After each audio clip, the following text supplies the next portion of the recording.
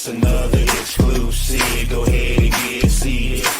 You know the name, I ain't gotta repeat it. Keep it bumping like a marsh pit, rocking through the night. If you love it, leave a comment, hit subscribe and like.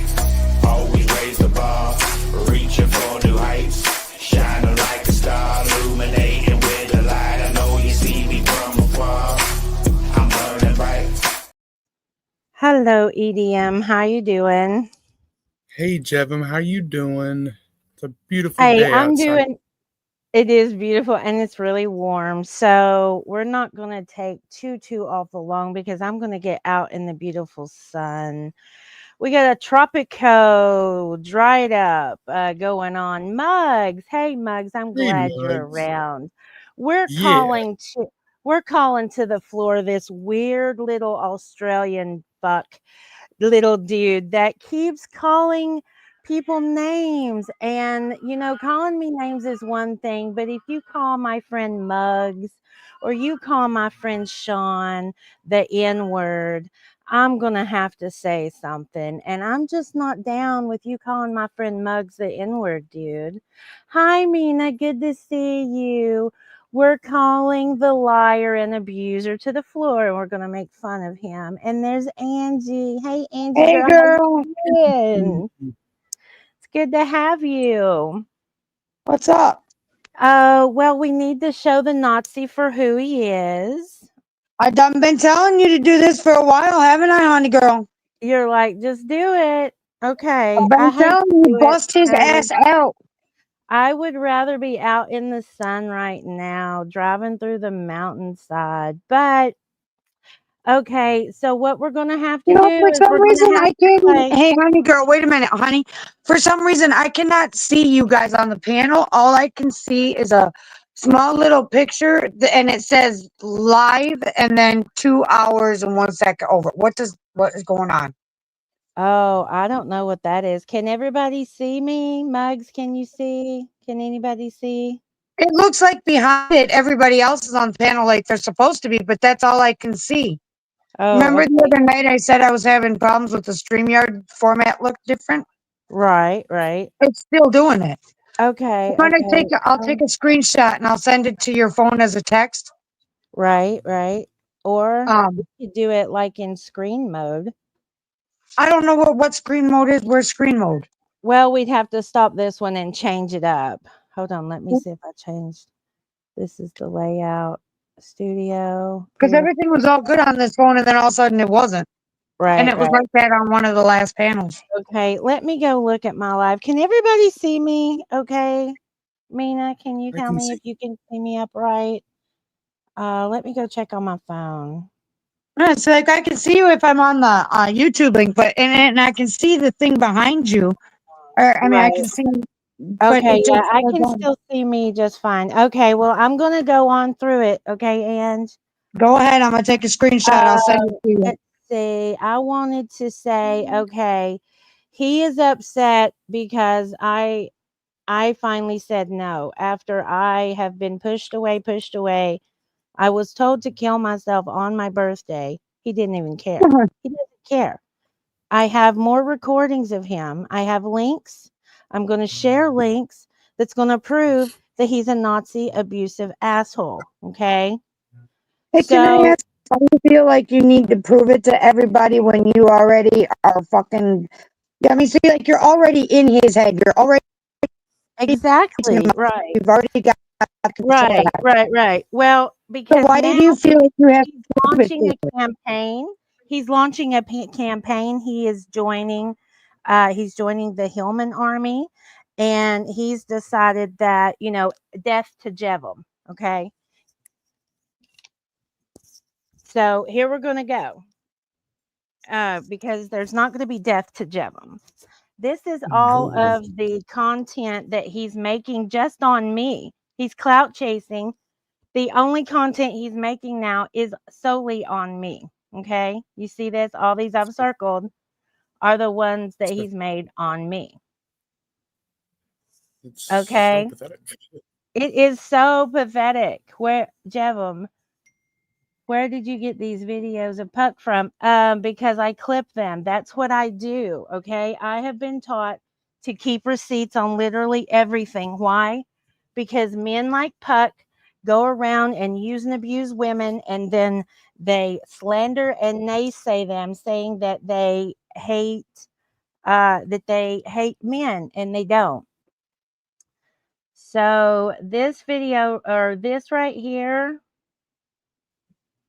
that I'm showing you, he is blaming me for saying that Puck is a grape god, right? And I've tried to talk to Puck and explain to him about the way things went down in this chat with Angel Wings. Now he's mad because I'm calling Angel Wings out for who she is. She did not want anything to do with me after I stopped giving her money. Do you understand? And he's flipping everybody's words. Yes, Mina.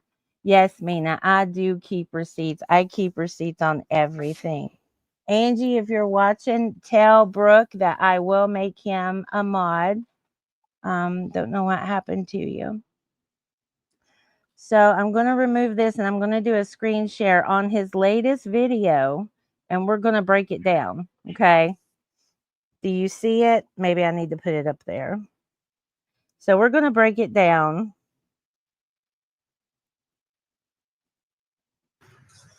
Hello, we made it finally. Alright, we're gonna get through it. This is after me and Ken both talked to him for hours, trying to get him to come to some form of copacetic agreements, right? Try to seek resolution, try to get him to calm down and to see reason, because he's the only one making these claims against everybody else. Like, no other people are saying that that Ken is lying, that Jevim is lying, all this stuff, because I show receipts. Hold on, my cat's got a hold of a piece. I've got a hold of the paper, the roll of paper towels. They're going spastic. No, you can't have the roll of paper towels. Oh my gosh. All right, so here we go. The other evil witch, sex demon chat. This is a man's drug rage mushroom against chat. the woman. No I'm other gonna get to the reason. rest of that. Because, my god, it's fucking He's so hilarious. sad. Look at him. Yes. He's got his cover What up. is he wearing? I Angel don't Wings, know. the nicest person I've ever met, to crying about how she's been attacked when she's literally sitting there the entire stream drumming up more attacks on people. Isn't that what he's doing though? The That's what he's self-awareness doing, is yes. fucking amazing in this one. Yeah. Let me have my blankie and my Hi, doobie. Anna. I got the Starlink on, I think. Yeah, he's got to have his little fucking blankie with him. Why? Because he is too afraid to look in the fucking mirror and say, oh, maybe I'm the one with the problem.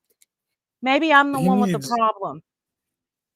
He needs major Everybody ego is death. saying he needs a, yeah, everyone is saying the same things about Puck. He's not mentally stable enough to be on the internet.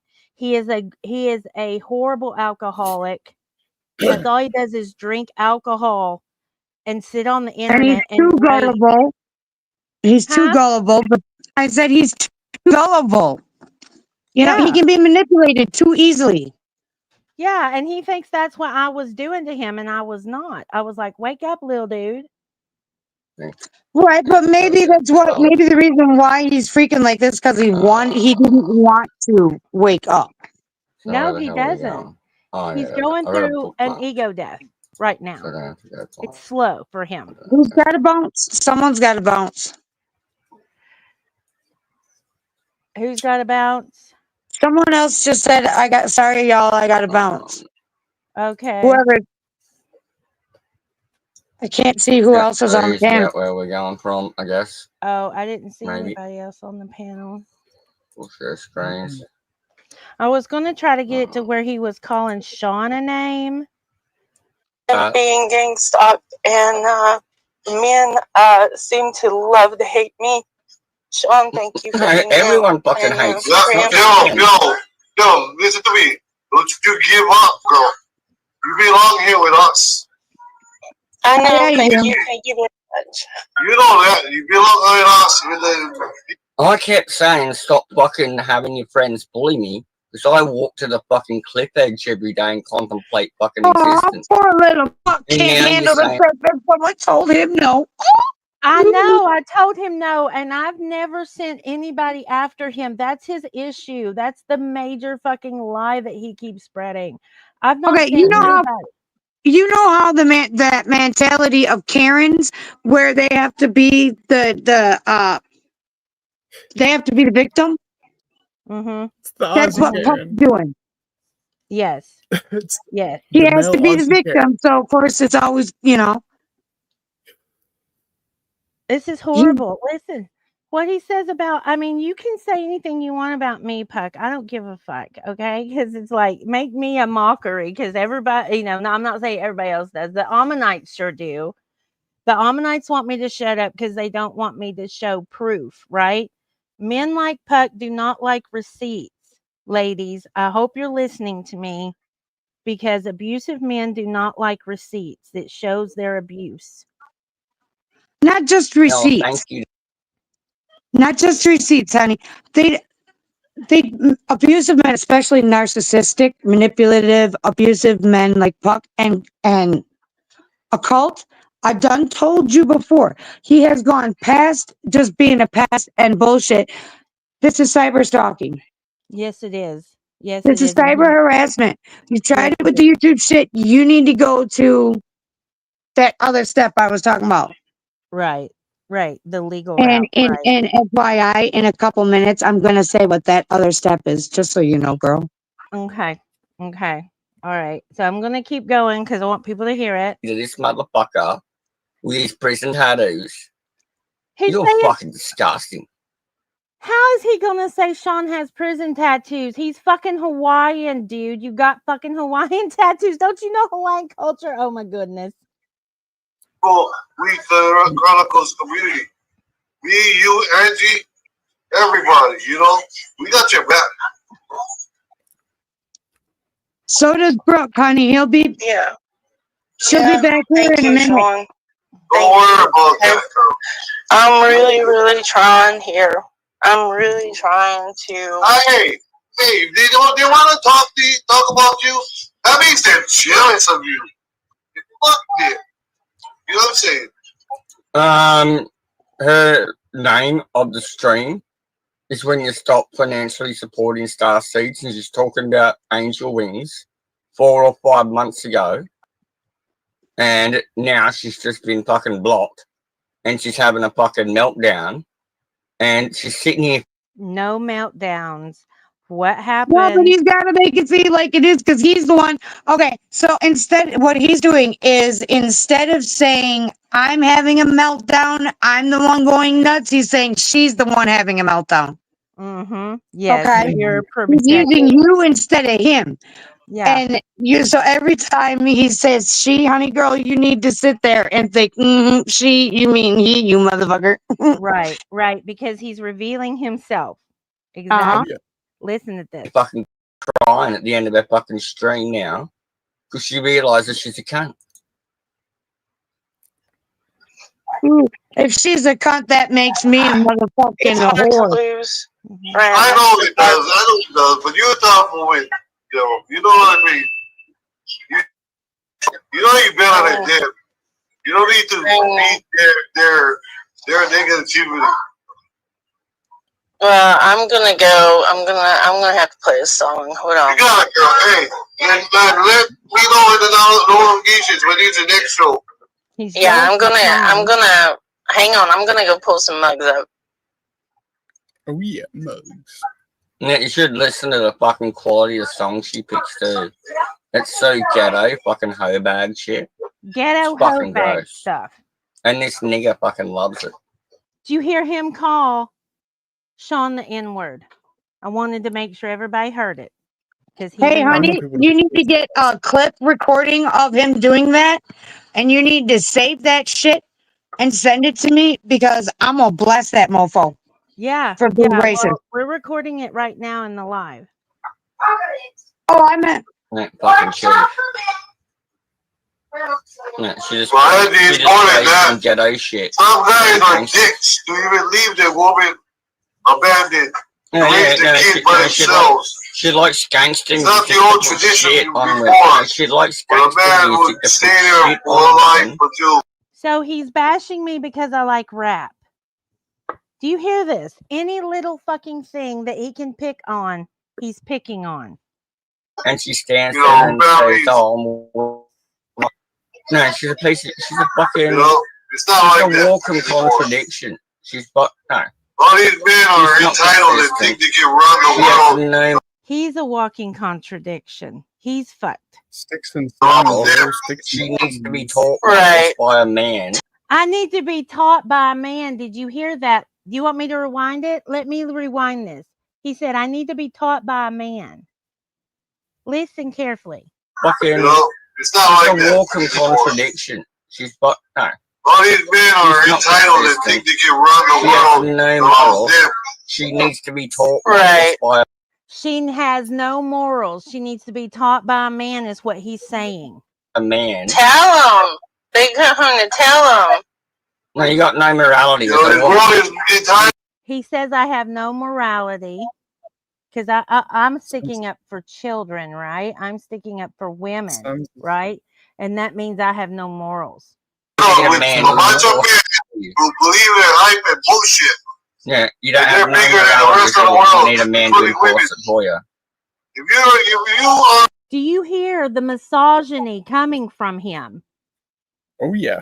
and you believe that shit, well, you're full of shit. Well, there's a lot of men that are very, very angry with women right now. They're just angry with you, Jevim. It's not me. Graham even admitted in our server that he knows that there is a war against the sexes going on right now. That's why he come on that panel that night, so he could yell at me. Everybody in the server knows how Graham is. Graham will yell at everybody. Graham has ran off probably 20 people from the server. Since he's left, I've had 2 come back. So Oh yeah. Graham is also very verbally abusive. And Puck is showing his true colors right now as a misogynist hobo. You know what I'm saying? Because There's you know lots what? of men angry with you. Sometimes You're a men hoe. need the women to kick them in the freaking Stop ass. being a hoe, and people You won't have be a good angry with woman. you. I'm a hoe because I went back to an ex. That's his issue. I know you do. It's that simple. Oh yeah. Oh yeah. You know, Yes, sometimes you a do. man, he sometimes a wishes man he needs had a an ex to go strong to. woman Mm-hmm. in reality check. Right, right. But see, men today, they are not valuing that strong woman with that tough love, saying, you know fucking But you better. never gave me I know you can do No, better. you Show didn't. me better. He's saying I never gave him that.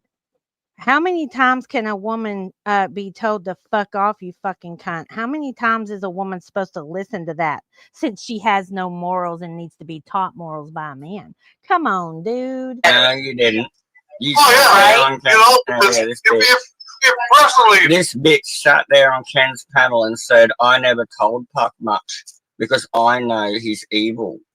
Exactly. I knew that he would do the same thing he's doing right now, which is focusing and targeting me, gang stalking, harassing me, making content. Making content off of me. I've had at least 6 or 7 videos removed. From yeah. day one. He's Well, not. why did you fucking start pulling my heartstrings and manipulating me if you thought I was evil from day one and you weren't going to be truthful with me ever? I never lied to him. I never had to lie to him. I just didn't tell him anything. All he wanted to talk about was himself. Oh And yeah. throughout every conversation me and Ken had with him last night, he didn't hear a thing we said. He just threw back more shit. I'm like, did you even hear anything we were talking about, Puck? You can show him a piece of paper that is the color blue. Okay, it is the color blue, and he will argue that it was green.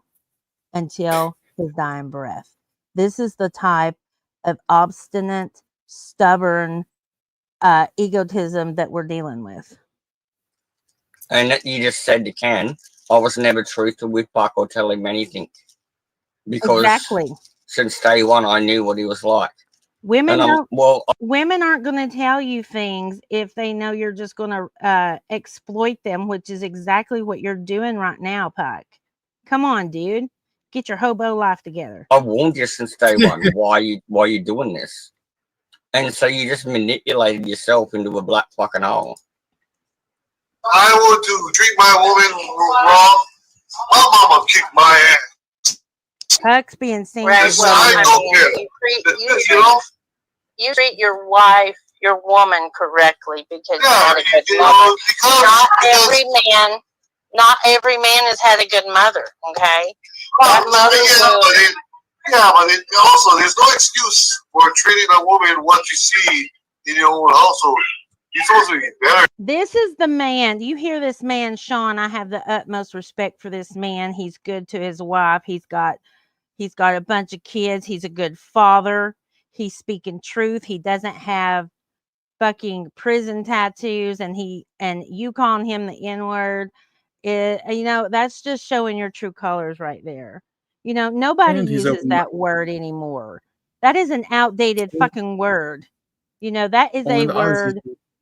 Right. That is a word reserved for those people that wish to speak it of that nationality or ethnic background. Now repeat the mistakes that happen in your, teen or kid life. And pass that shit down to your kids. I'm about to play some mugs with some diss somebody. That's a good song. I'm ready. Too. Well, here we go. He's saying the music she loves.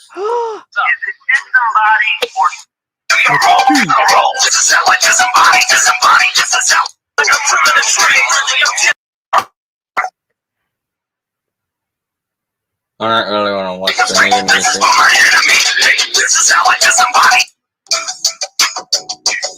There we go. Now they've had their nigga time. Sean. Do you hear that? Do you hear that? Oh, what yeah. do you all think about this? I've known people to be killed for less. I know, right? And let's not bring up the fact that he watches his karaoke videos and cries on his lives. Exactly. He watches his lives and cries on his karaoke. I don't know where Angie went. Let's see. Mina. Let's see. Yeah, he's got a blanket. So, this video, I'm going to play this one for you. Actually, I'm going to have to do it this way. Jevim, were you and Ken on? Yeah, Ken has a new one. I'm going to show it to you. Ken has a new video out. I'm going to do a screen share and show you this one. Go to Google Slides. Can you see it? Nope.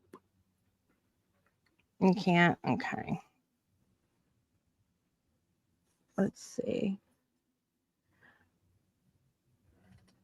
There we go. All right. So this one is where I'm proving that he went to LC's after LC doxed him. His biggest issue with me was that LC doxed him, and I didn't stand up for him against my friend Devo. I didn't say no, Devo. LC doxed him. LC did dox him. And because he was talking about on Devo's, and Devo just doesn't like him. Devo is very picky, okay? He doesn't want little shit starters, and he's very perceptive, right? He's a very perceptive man, Devo is. And Devo's like, I ain't dealing with this, so he goes. Puck gets himself banned, and he blames me for getting banned. And he literally gets himself banned. When I met him, he had already been banned from probably 20 other channels. So he goes to LC's. It is so funny. He goes to LC's, who LC doxed him, and he simps for LC, and he talks shit about me on LC's panel. He's also went other places. They tried to get me up there. Now, let me tell you something about LC. This is on Kick, but LC also has a YouTube channel. Women that go up there, if you are not to LC's standards, he will rip you apart. He's an Australian. Men in Australia talk to women like they are garbage. And this channel of LC's is a place to go where you can be an environment where women are talked to and treated like shit. And Puck went right back to it. After he was doxxed, LC gave out Puck's phone number, and Puck still went back to him. Okay. So this is a video that, let me see, where Puck is. Let me see if I can play it. What the heck? Why won't it play? I'm going to have to pull up. I'm going to have to pull up Discord and play it through Discord because that's the only way I can get it to play now. What the heck? Unfortunately. I'm sorry. Damn Google Docs. Okay, hold on. I'll pull it up. I don't care. I'll pull everything up. That's the problem. People do not like that I will show literally, whatever I need to show, because this is what's happening and I feel like it's important. Can you see it? No. Wait. You can't see it? Hold on. I need to just do the entire screen. Okay. Let's see. There we go. Nope, that's not it. There we go. Can you see it? Do you see his shorts? Yeah. Now, keep in mind what he called Muggs. Keep in mind what he called Sean. Can you hear it? This will go, little hobo. And we're going to say that. It's like a neo-Nazi patch. Mm-hmm. Oh. We're going to get some neo-Nazi going on. Yep. Yeah, If you stop spending so much money on alcohol, you get some clothes. Huh? You stop spending so much on alcohol, you can get some clothes. I know, right? He needs to get some fucking clothes, man. Go buy you some clothes. So you hear he is a neo-Nazi. He has a neo-Nazi patch. That's what that video was. So these are more slides of videos that we can look at. I need to, let's see. I need to get it put up there because I have them clipped and saved. I just have to go find them again because I closed it.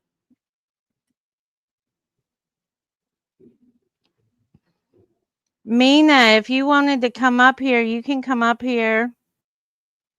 If you want to come up on, you can come up. Anybody can come up, really.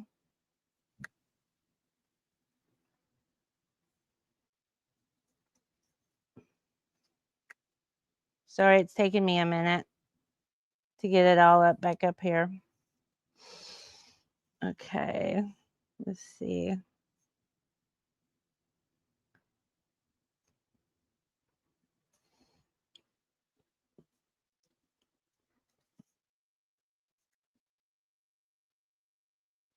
All right, so this one that I'm about to show you, let me move it. Present again.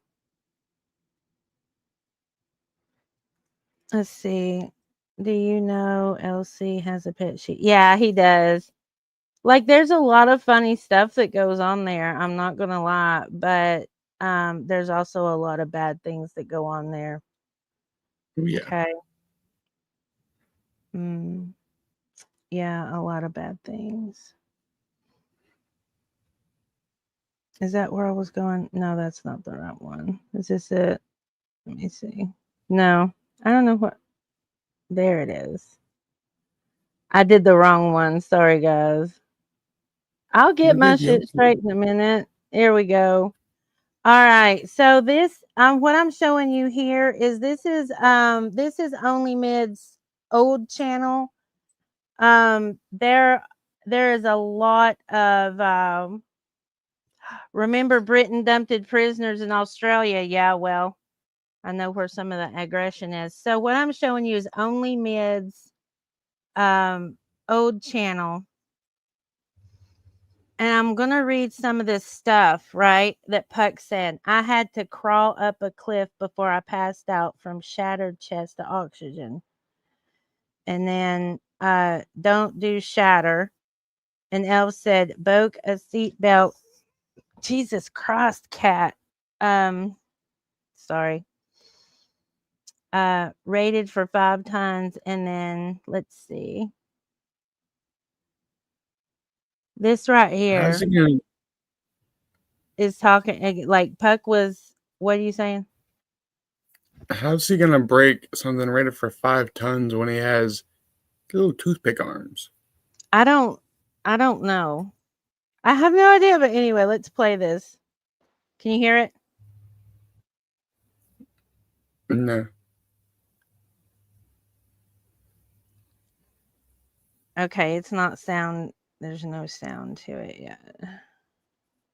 What I'm doing is I'm showing the progression of a conversation when I'm not supposed to be allowed anywhere that he goes. Is that what he's saying? Because he seems to think that Ken should not go back to LC's because he was there first. It's the internet. You can go wherever the fuck you want. I know, right?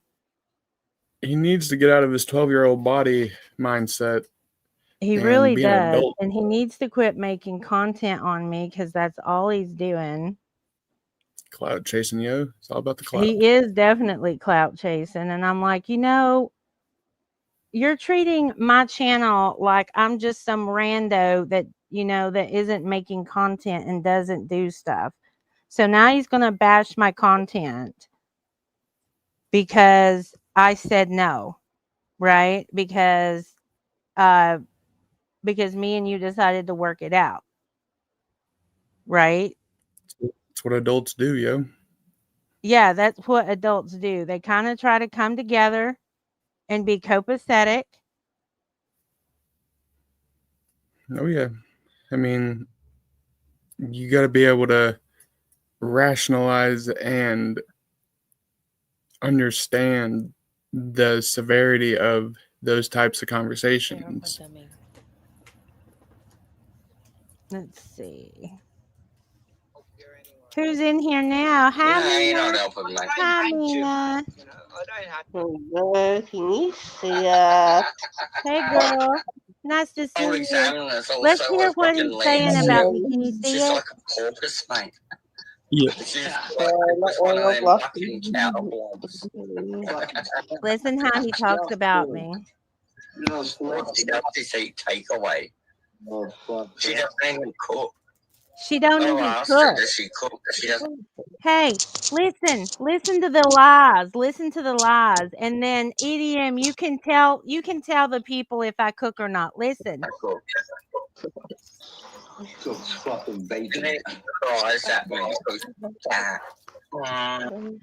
I cry at him because I'm fat, y'all, and I don't cook. So, EDM. Hey, Mina, meet EDM. This is my man now. Do you see why Puck is so upset? Mina, you see why Puck's so upset? Because I didn't choose him. So, EDM, do I cook? Oh, yeah. You have made some 5-star worthy meals, not just regular run-of-the-mill meals. You go out of your way to make some of the most amazing tasting food I've ever had in my life. Thank you very much. Yes, you definitely know how to cook. Did you cook before we got together? Fuck no, I barely knew how to scramble eggs. So can you cook a banging meal now? Oh yeah. Oh So yeah. you can accredit at least some of your cooking skills to me, If not all. if not all. Okay. All right. So yeah. All right, Mina. Good to see you, girl. Nice to meet you. All right. So let's keep going. Let's hear the lies. Oh, How long you got real life for? fucking gulag. You know, and she cries that she's MMGA. MMGA is the new catchphrase for MAGA. MMGA. Make mustard gas. MMGGA. So you all are going to learn exactly what type of person LC is as well, and why women should stay away from that channel. MMGGA. Make He's mustard so gas. loud because he No, what is being the old one? With fucking, what's that fucking one? Where we go one, we go all. What's that one? Fucking, the fucking Reddit thing. Oh, fuck off. Whatever the fuck that was, what was it? That's like, yeah. That was some little fucking poser fucking freedom fighter. Yeah, she went on. Yeah, she went on. Where we go one, we go all. Yeah. Yeah, it's bullshit. Yes. Yeah. That night, Puck laid into Ken for 3 solid hours over the same exact topic, over the bird. He killed a bird with his dog, and they skinned it and ate it, and Ken told the wrong version, and Ken apologized over and over and over, and he still hammered into Ken for 3 hours solid. That is insanity. That's Isn't complete. this Is he not gone like Oh, yeah. Kaboo-Boos? And isn't this the same channel that he's been made to cry several times on? Yes, they bullied him. They picked on him. I said, stop going there, Puck. Stop going there. They're bullying you. I was the only one good to him. And now all he's doing is making content on me, trying to blast me. It's pathetic. Puck, you're being so silly. It was about as trustworthy as the X-22 report, David and the zip code. It's about as trustworthy as Ken's fucking opinion on G's. Comments that I Just let my history over. What? Right, you should try that, Elf. Try to learn some history. I should try to learn that, should I? It's just not totally much. The land well, the EJAC. Elf identifies as an indigenous. Right.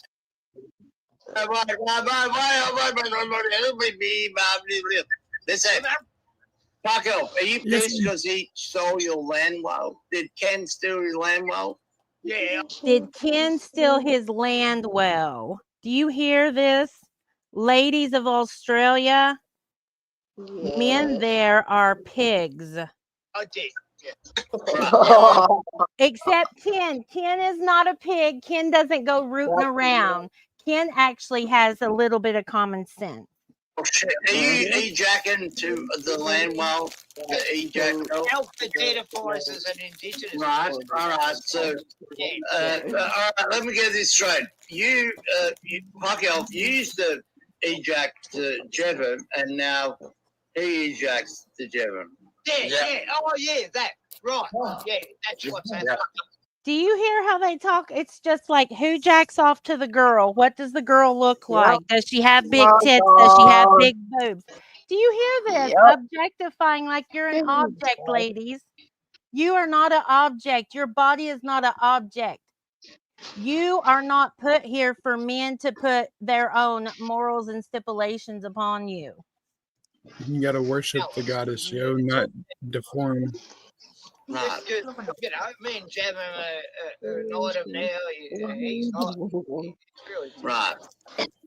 So you have nights of passion with each other and stuff, and you miss the nights of passion, Puck Elf, and the fact that Right. Does the dog get involved, Ken? Does the dog get involved with the passion? I never These are okay. I've seen Elsie pull his cock out on camera. Oh, I've got that God. clipped. I've seen Puck pull his cock out on camera. This is the type of men telling women they need more morals and ethics. The ones that pull their cocks out on YouTube and kick. How disgusting! So I never trusted them. Extremely. Well, they always let Bruno go first. You know? I could just tell. Listen, her name's a cult examiner. Ken, as she ever said, Ken, suck the dog. Men are mad because I'm pulling out the receipts and I'm showing the abusiveness that they want kept hidden. That's what's going on right here. Make it rain. I'll Yo. show you my pussy. Yeah, Oh, that's shit. Right. Very good. Right. Listen, maybe one day she will. I'm putting ideas in it. It's a sexually magic vampire stuck to your soul with sex magic. All he can put on there is sex magic. Okay, let's move forward. I know it how it is. She's gonna have a really fucking shitty. She's got her cat's dying and she's gonna put it down. She's gonna have a shitty old day.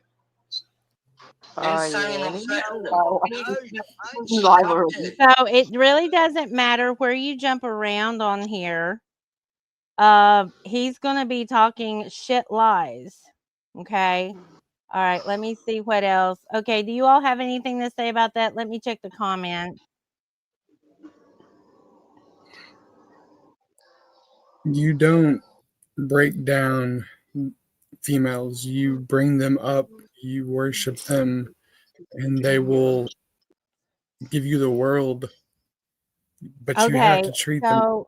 Right. I'm gonna link all these links I'm gonna put together because people can go and look for yourself. Have you ever seen Elsie talk about his partner? Yes. Mina, let me tell you, I seen the video where he pulled Shawnee in front of the camera and pulled her shirt up. Okay. Oh, God. Yes. Oh. Yes. I Yep. have seen it. Yes. He is very, Yep. very He abusive. actually said that you will actually expose her boobs too. Yeah, and now he's like, "Oh, she does it all the time." And she's like, "Don't worry about it. It's just content. We're just making content." No, it goes beyond that. No. It goes beyond that. Okay. So, EDM, I'm going to put you front and center, and you've known me for 8 years. Could you please point out the lies and some truths? And I'm not prompting you. I just want you to speak from your heart so that everybody knows a man that has been with me and dealt with me for 8 years. And then if anybody has any questions that they wish to ask him, they need to come and do that now, because this is your one and only chance to be able to ask him what it's really like to be with me.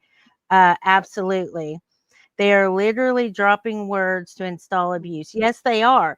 These channels are very, very dangerous. They're grooming men to be abusive to women. We know that women are being hunted by these groups. Hello, Anna. And, it's very, very dangerous. So, all right, Paula and any man that or anybody really, if you have a question for EDM, go ahead and ask it. And then EDM, could you please tell? Elsie actually asked me something very inappropriate, Jevim, and his girlfriend told me off about it. Oh, what did Elsie ask you? Oh, he asked me to show him my boobs or vagina, and I said no. And I think Shani said, "Oh, Anna, you already have a boyfriend. Why would you do that for Elsie?" Actually told her off, and then that night I didn't watch his channel ever again. Oh my God. Yeah, you see, this is the place that Not that cool, Puck right? wants to hang out. Elsie Yeah. asked you to show your breast and your vagina. Yeah, I actually didn't Yeah, do a she control myself. and she couldn't control her. She got mad. She wanted to see it, or Elsie wanted to see you. I think I don't know what's her problem. I think it was only Elsie that wanted to see it, and he told us that he think we're not right for his channel back then. Right, right. Well, Yeah, because let's see, Puck we asked first me actual to look channel. over you all, you twins. Yeah. Puck asked me to look over you all, and I took that to heart because I'm a I mama don't think bear. you should know that me and Mina are twins and his girlfriend, right? Do you know what I mean? Yes. I don't know what else he would ask me and Mina where we're from in Australia, how it's like we shouldn't tell him where we live and this is that we live in Sydney, Australia. We're not gonna tell him the actual town that we live in. Yeah, yeah. Don't tell anybody online where you're actually Yeah, at, especially him. That's very dangerous. Mm, scammers too, right? Do you know what I mean? Yeah, to be careful who I talk to on WhatsApp because there's a lot of people that scammers from Africa on WhatsApp. right. And this Yeah, is who Puck hangs out with. This is, I mean, obviously Puck is a it's very abusive person, and I'm gonna have to get the law involved in order to get him to stop it's like harassing me. 38 over here. We just woke up. We have to brush our teeth and have our breakfast in January. Mm-mm. So how long is your life gonna be, January? Right. Well, you keep yourself protected, Mina. You and Anna. And hello, Anna. Hey, good to meet you. Hi. And Hello. I think one of the blonde hair. I have black hair, Dream. All right. So I'm gonna mute, and I'm gonna mute you, and I'm gonna put EDM front stage, and EDM. I want you to talk about what it's like being with me. Yes, ma'am. What it's like to be with Jevim. Well, for one, she's an amazing cook. Paula, the quiche was fantastic. Absolutely fantastic. I'm a diabetic, so my food selection is very limited. And when Jevin found that out, she went out of her way to make meals that I could actually enjoy and not have to worry about my blood sugar spiking. That's showing that she cares. She's not trying to push what she wants down my throat. She's understanding and caring and loving. I've never known love like hers. Um, she's brilliant. She has taught me so much, so much. Before I met her, all I did was game all the time. Now I enjoy learning about new cultures, the history of the cultures. She's opened my mind, she's opened many of people's minds, but yet Puke Elf loves to just bash and say some very untrue things.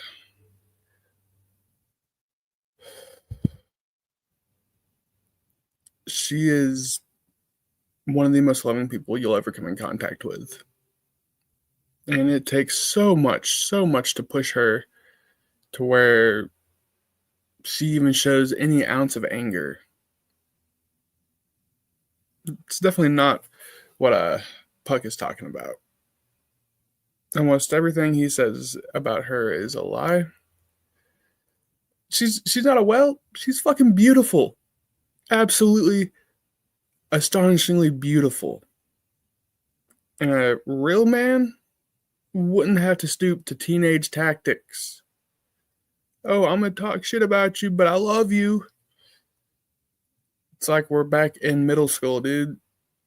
Get you some teeth, get you a brain, and you might get some love. But you got a lot of work to do. she showed me that I had a lot of work to do, and I still have a lot of work to do.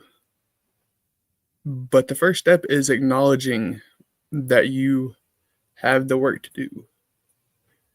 I mean, I feel every male in some form or fashion has some type of narcissistic tendencies. The first step is to admit that you have issues. And if you want to be able to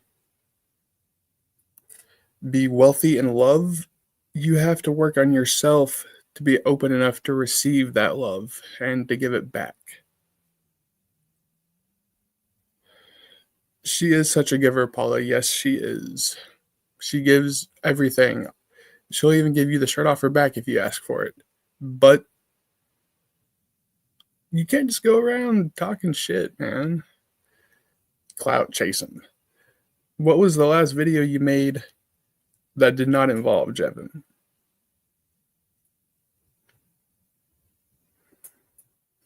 She makes content. Well, lately, not as much because all you've been doing, Puck, is trying to smear her, and she's been trying to stay positive. That's what she does. She stays positive and brings that positivity to anyone she comes in contact with. I've seen her walk in rooms and just light up the whole room. Like, just her presence brings a smile to people's faces. And I am so honored that I am able to be in her presence.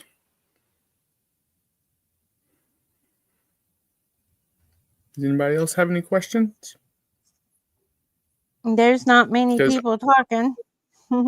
Because I can go on for hours about the amazing stories about Jevim and the experiences that we've had. Hey, Anna.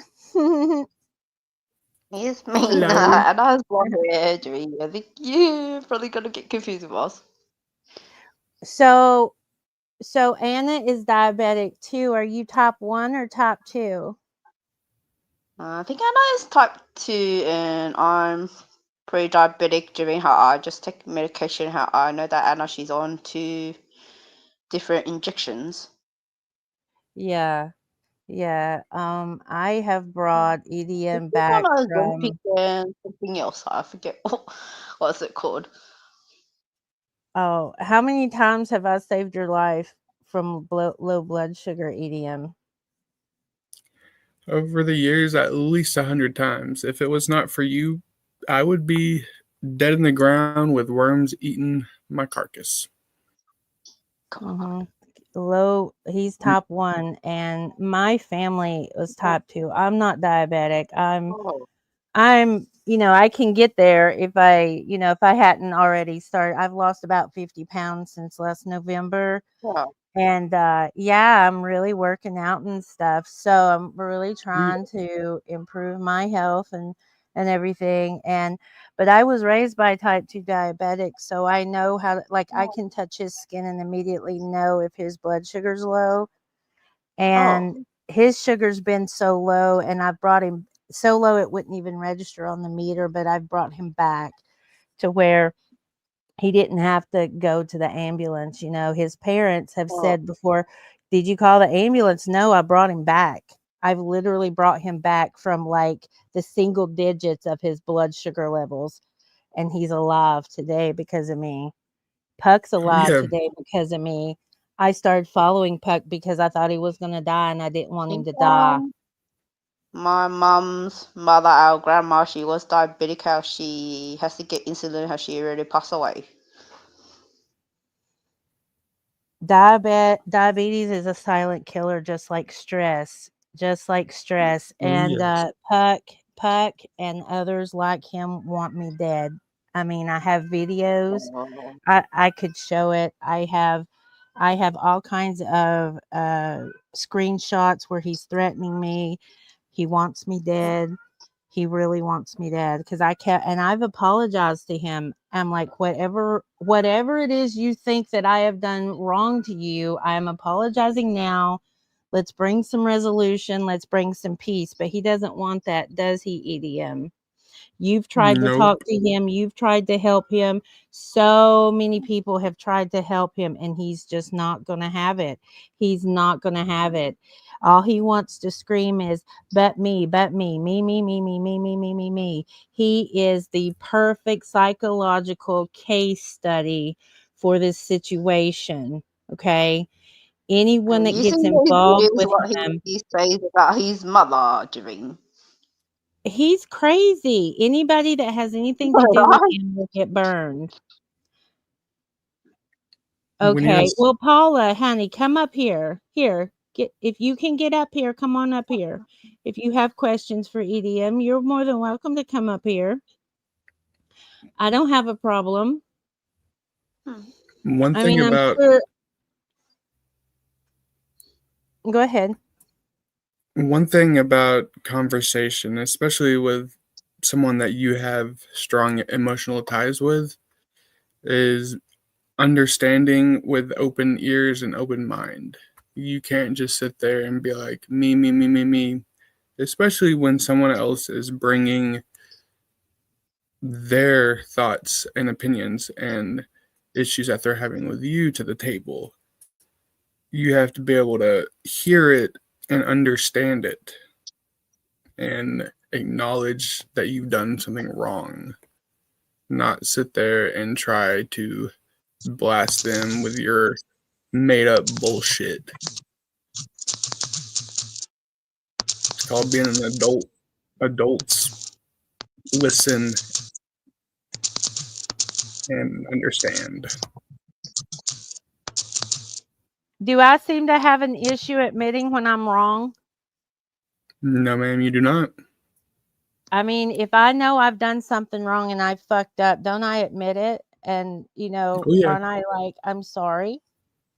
You do your best to make it right in any way you can.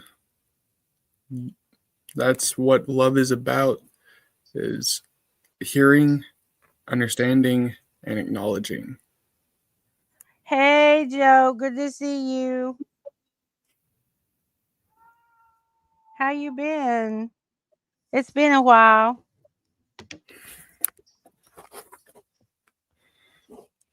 Jevim, we What? need to do another live like this.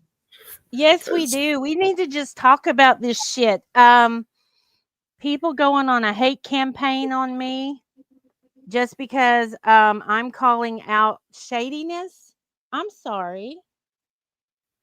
I'm so sorry. If calling out I'm gonna shadiness have my is not the breakfast, thing that Jevim, I'm because I'm getting supposed to hungry. be doing in my life, then maybe someone needs to like find me a new job, because apparently that's what I'm good at. Mhm. Well, Jevim, I'm gonna have to hop off here because I gotta get ready for work. I gotta be there in about 30 minutes. Okay. All right. It has been Thank a you. pleasure being up here with you, and I appreciate everything that you do, not just for me, but for the whole community. Absolutely. All right. Well, I'm going to talk to everybody that I haven't seen in a while. Um, Oh, and I'll talk to you soon. okay, later. Arc encounter protest, right? See, I want to tell you right now, I'm kind of doing my part of disassimilating the whole religious thing, because I'm not really an activist. I kind of show people uh the issues with religion in my own way, if that makes sense. Haha. Hey, there's Joe. Hey, Joe. Hey, Joe. So does that make sense, Joe? Yeah. Yeah, that makes Yeah, fine Joe. sense. Yeah. See, like what I'm doing, like, I'm showing, why we don't need paganism. I want to show why we don't need paganism. We don't need Christianity. We don't need any of these textual doctrines that, tend to dictate our laws. You know what I'm saying? We don't. No, Uh, I think you're exactly right. I think whenever religion starts infiltrating, lawmaking and positions of power, it becomes an issue. I also, though, Although I am probably more of an anti-theist than an atheist, I probably would say that religion has had a utility throughout our history, and in some ways been beneficial. It's put us in a position to learn things and to explore the curiosity of how to explain things that we don't understand. But Right. and the early Catholic Church made huge advances in science. Mm-hmm. So I mean, not everything to do with it is bad, but Right. I Well, think yeah. overall, Yeah, overall, I mean, here's my take on it. Because if everybody's like, "What is Jevim? What does she believe? Where's her stance?" and I'm like, "Okay, if we really want to get down to the root of where my mind and my heart is, if you rip all written away from the human consciousness, right? You remove a lot of thought prisons, right?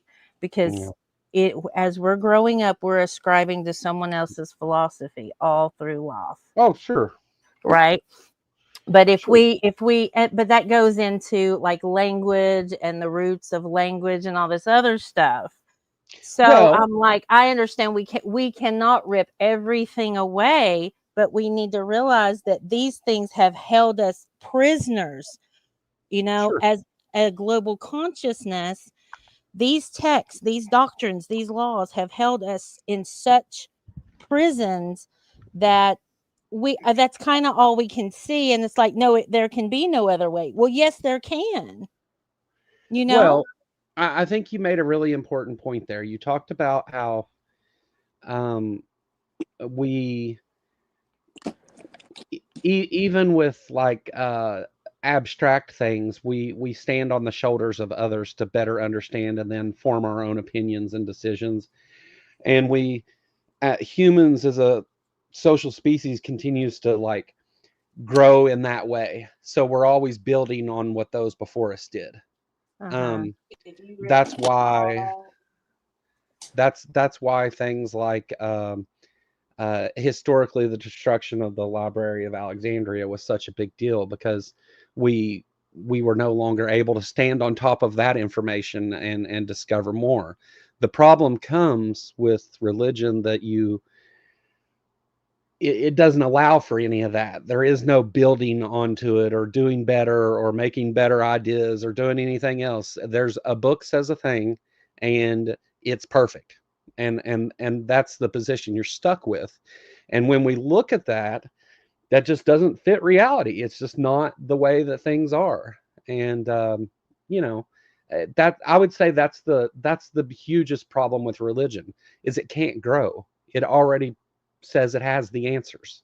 Right. There's no evolvement within it. And I think this is the growth for all of them, right? I'm feeling this huge push of a birth of something better, something new. And I've talked to a lot of women, and the women seem to like fully like they feel it in their bodies, like this accelerated progression of this going forward into something. We don't know what it is.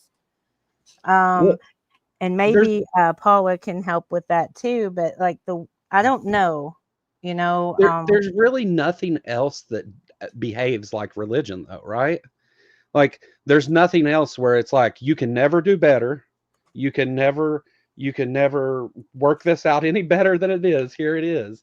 There's no other thing like that, to where it's stuck itself in a place where it's destined to die eventually, just because of that single fact. Right. Yeah.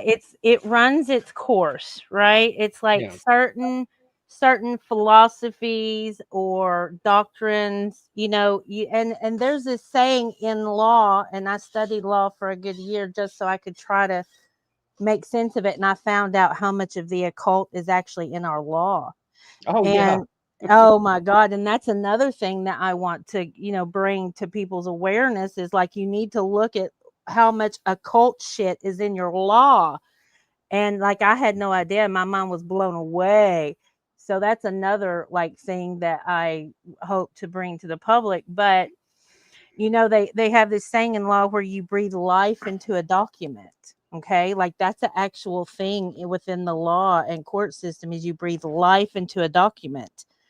So if I Right. take this occulted wisdom of breathing life into a document, you're putting your energy and essence into this document, it will have a life of its own. It becomes a life of its own within the law structure. And then it just kind of grows from that. The more people that become conscious of it or whatever, it just kind of grows and becomes like an egregore, kind of like Santa Claus. So I'm thinking that with all these texts and doctrines, these people just willed so much of their soul into these documents, and they willed it to have lasting standing that was pertinent for society. And it just becomes its own beast, right? This law becomes a beast that lures over people, right, and governs over them. Yeah. And that's another part of aspect of the work that I'm doing, that I'm really trying to, break these constructive thinking of people. And I'm like, you need to look. Christianity, this is where I'm mad at Christianity. They've taught people not to look at the occult, to fear it, and to put it down. Why? Yeah. So they could keep it hidden in our law system. If you control the laws, you control the people, right? I would say Christianity is a major faction of the occult. Absolutely. It's just So, the other side of the fucking coin, Joe. yeah. It's the other side of the coin, and people don't get it. They think they're doing good by serving the church. Every denomination is a different cult, is what I think. Yes, Joe. Yes, me and you are so eye to eye on so much. I'm just not a pro activist. I can't do that. I Oh got to do no, things in my own way. hey, I don't try to. I'm not in this to convince anyone or to have people agree with me. There is a community of people that benefit from the things that I do and from the activism that I take part in, but it's just been at this point in my mid 40s of my life that I've been able to do that stuff. So it's everybody has their own view of these things and has to internalize it in whatever way you do. I mean, there's not a right way or a better way, or this is the way you should be dealing with religion. Everybody can believe what they want. That's not at all ever my issue. I don't care what people believe. I care what people do. And unfortunately, what they've been doing is letting religious fundamentalism, fanaticism, and extremism control the narrative and their actions. Yeah, exactly. And I remember, like, when I went to church with my grandmother when I was little, I was really traumatized because if I fell asleep during a sermon, she would grab my skin, she'd pull it, twist Sure. it, she'd pinch it, she'd be like, "Wake up." I got that plenty of times too. Oh my God. And then we left the church because she was upset because the preacher said, if you have an extra car, sell it, give it to the church. If you have a boat, if you have an extra home, if you have extra property, sell everything extra you have that you don't need and give your money to the church. And then my grandmother left. Well, that taught me at a very early age exactly what church was about. Mm-hmm. And why she didn't see it, I don't know. Like, we have really been, it's like we've been given this cascaded illusion over our whole consciousness to just not peek past what we've been conditioned to, to look at. Well, indoctrination, whenever we throw that word around a lot, people don't really think about what indoctrination means. Like, okay, it's just teaching you this thing, even brainwashing. But one of the parts of the definition of indoctrination that's important is that it requires that you don't take a critical look at whatever the information is. Mm-hmm. That's the requirement of indoctrination, that you're taught to not look at it critically. Right. And that's really where all of that comes in at, right? Because as soon as you start to look at these things critically, they completely fall apart. Right. And see, that's the whole thing with Hillman, right? I started looking at it critically, And then I started looking at the legal stuff, like, why did he get fired? Is he telling us the truth about why he got fired? Well, no, he wasn't. And then we find out, well, no, he wasn't telling the truth about several things. And now I'm bringing that forward. That's what I'm going to do, Joe. I'm just going to keep bringing it forward, right? Like I found where the Gnostic sect has it never died, Joe. It has the Orphics, the Mithraic Orphics. There is a tradition, that is a group of men that has carried out since 2,000 years ago. It's never Skull and stopped. Bones. Yeah. Yeah, I mean, and they're like, "Oh, this isn't going on." Okay, then why did he dedicate the Chemical Muse to the Order of the Rose? All right. I'm not fucking stupid. I've studied the occult for 25 years. Yeah. And I'm trying to warn these Christians. I'm like, you need to look at the occult if you're going to see what's coming down the pipe. If you don't want to know what's coming down the pipe, you're going to be completely thrown off guard. I'm showing mercy and understanding and compassion for these Christians. I'm like, you need to see what is coming. You need to study the occult. You need to look at it. No, I'm not doing that. It's satanic worship. What the fuck ever. Yeah.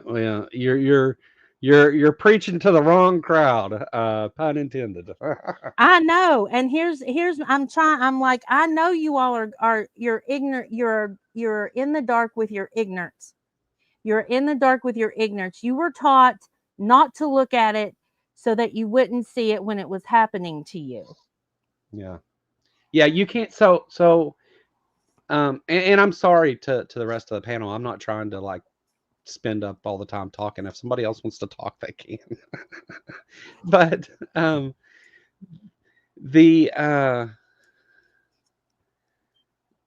what did you just say at the very end of that? Because that's the thing that caught me. That they're going to be blindsided by the occult because it's coming. It's in their law. It's all in the law. Right. And they're just, they've been taught not to look at it. It's wrong. It's evil.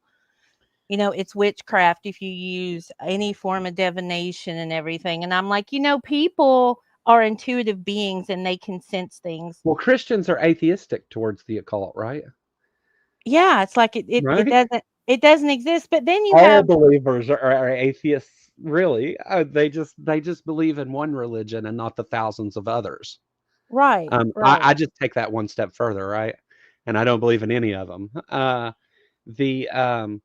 The thing with that is that Christians, especially Christians and Muslims, and those are both based on Judaism being true. Judaism has to be true for either of those religions to even exist. The thing is that because of the indoctrination, cultural indoctrination mostly, they're unable to fathom a worldview other than their own. And I don't like the word worldview. Let's use something different. They're unable to imagine any way at all that they could be wrong or that they, anything could be any different than they believe. And every Christian defines God into existence the way that they see God. They weigh out what things are more important, what God is more powerful on, what sins he cares more and less about. And every Christian does this, even within one denomination. And then they personally weigh out what their faith is and what things they hold more important. Some Christians, you say a cuss word around them and they act like, they've sinned because you've cussed. Others don't watch TV. Some don't use electricity. All these different things because they all weigh these things out differently. And it's a very subjective thing within Christianity, but they're unable to see through the wall at the edge of it because I mean, whenever you have someone who believes in incredibly irrational things, even if it's for rational reasons, which indoctrination is a rational reason to believe in Christianity, whenever you have people that believe in irrational things, though, you're not going to be able to change that just by talking to them because people don't choose what they believe. You're either convinced something is true or you're not. I can't make the choice to be a Christian tomorrow. All the people that come to me and say, "Oh, shouldn't you just believe just in case you're wrong and you go to hell?" Well, that doesn't work because the unforgivable sin is to not believe. And even if I pretend to believe, the fact that I don't can't be changed unless I'm convinced otherwise. So that's really the thing that pushes me through it. But to get a Christian to leave outside of that box is a really tough thing to do. I know. They have been so conditioned since birth through fear. Through such fear. I mean, oh my gosh, the mental abuse through fear. And I've been tracing this, right? Joe, I want to like, how I did was they raised know? Southern Baptist, believe me, I know. I'm like, I want to trace this. How far back does this mind manipulation go? Because this is what I'm most pissed about, not just with Christians, but with all religions, right? With all these cults going back into ancient times where they use drugs to see God and stuff. And it's Sure. like it totally changes your mind's makeup and your DNA when you take in these chemical compounds that make you trip balls. I've always thought that, okay, if God exists, he's in my mind. Why? Because I went 3 days without sleep and without food. I lived on only water and I seen shit. And I'm like, oh, I get it now. This is what happened. This was the beginning of fucking religion, Joe. Somebody found the fucking mushroom, went off into the woods and tripped. He come back to the village and he said, okay, now this is how it goes. Yeah, right. That's how fucking religion started. And I'm like, you know what? Your trip to see God was meant for you and you alone. You keep that dogmatic shit to yourself. I'll go trip my damn self over here and I'll figure it out myself over here. You do the same and you do the same and you do the same and you do the same. You know? Yeah, so the thing I always refer to when I talk about like the beginnings of religions in general is that man is imperfect. And so it's normal for us to imagine not having those imperfections, right? Like I'm not as strong as I'd like to be, so I imagine myself being stronger. I'm not as fast as I'd like to be. I'm not whatever it may be.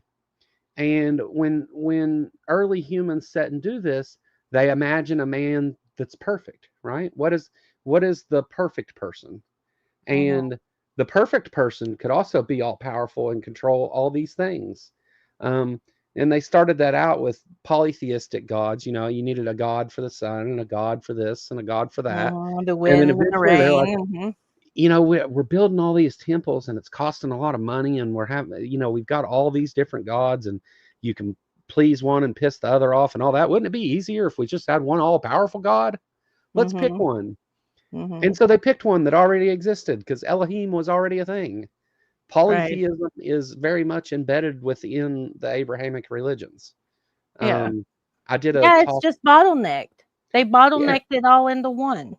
I did a talk with Bible scholar Kip Davis here not too long ago, just a few weeks ago, and that's one of the big things that we talked about in it.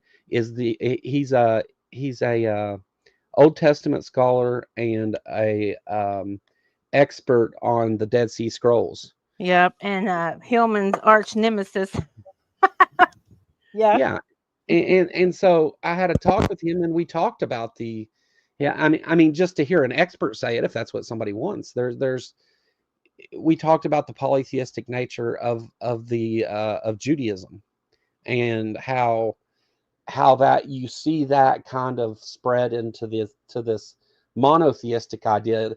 You can see in the Bible from the beginning, going from the beginning of the Old Testament, although it's not all chronological, you can see Judaism kind of going from that polytheistic view and forming into a monotheistic view. For example, the story in Exodus, whenever Moses comes down off the mountain with the tablets and he's mad because they're worshiping a golden calf. Why do you think they were worshiping a golden calf? Exactly. exactly. Why was it a calf? Because it was a newborn. It was I don't know. There's a lot of theories. You tell me. What's Elohim is represented by the bull, and so is God. Whenever they built the calf, the reason that they're worshiping a golden calf is because that's the symbol of the God that's on that mountain. Yeah. They weren't worshiping a graven image in that story. It's a misunderstanding. But there's lots of that, and all cultures have that. Egypt had worship of bulls also for other gods. Yeah, Egypt had a god for every facet of nature. It seems every major facet of nature that they knew about. And what I've learned about the Masonic orders is they've took these icons like these. It's just priesthood. Like you're worshiping priesthood when you worship these deities that carry these things like the scepters, the ankh, and everything. These are these are emblems of your initiation. It's a way to carry classical nobility into the modern ages. Right. To say that, and it's bottlenecked down into the Masons and the military where you have your regalia. Those are your marks of accomplishments, right? It's the same stuff in the military, in the Masons. That's all it is you're giving this elite class special knowledge. And that's why, people got into the occult because they wanted more. My grandfather was head of the Masons for pretty much the whole eastern United States. Wow. So so that it gets really dark. There's a lot of crazy shit. Like he drove around with a box of grenades in the trunk of his car for a long time, and guns and oh my gosh. Like all kinds of crazy conspiracy stuff. But like they do this. So when you let's compare the Masons to the Skull and Bones, which is similar in a lot of ways. So the Masonic temple's much older, of course. Skull and Bones is pretty old too, but not nearly as old. But what you see, Skull and Bones, there was a Scroll and Key, I think, come before them. Yeah. I think they try to say that some people try to make the connection that the Skull and Bones Society goes back to Moloch and some of that paganism stuff. And it may. I mean, I'm sure it has roots in it. Everything does. But the Skull and Bones, or the Death Said cult, that's another one. They started out as the rich children of rich people, right? And they created a club. And then they added some of the different ceremonial top stuff and things to it. And then you start to get into this thing to where, because of the stuff that they added to it, it takes on this religious adjacent top feel to it.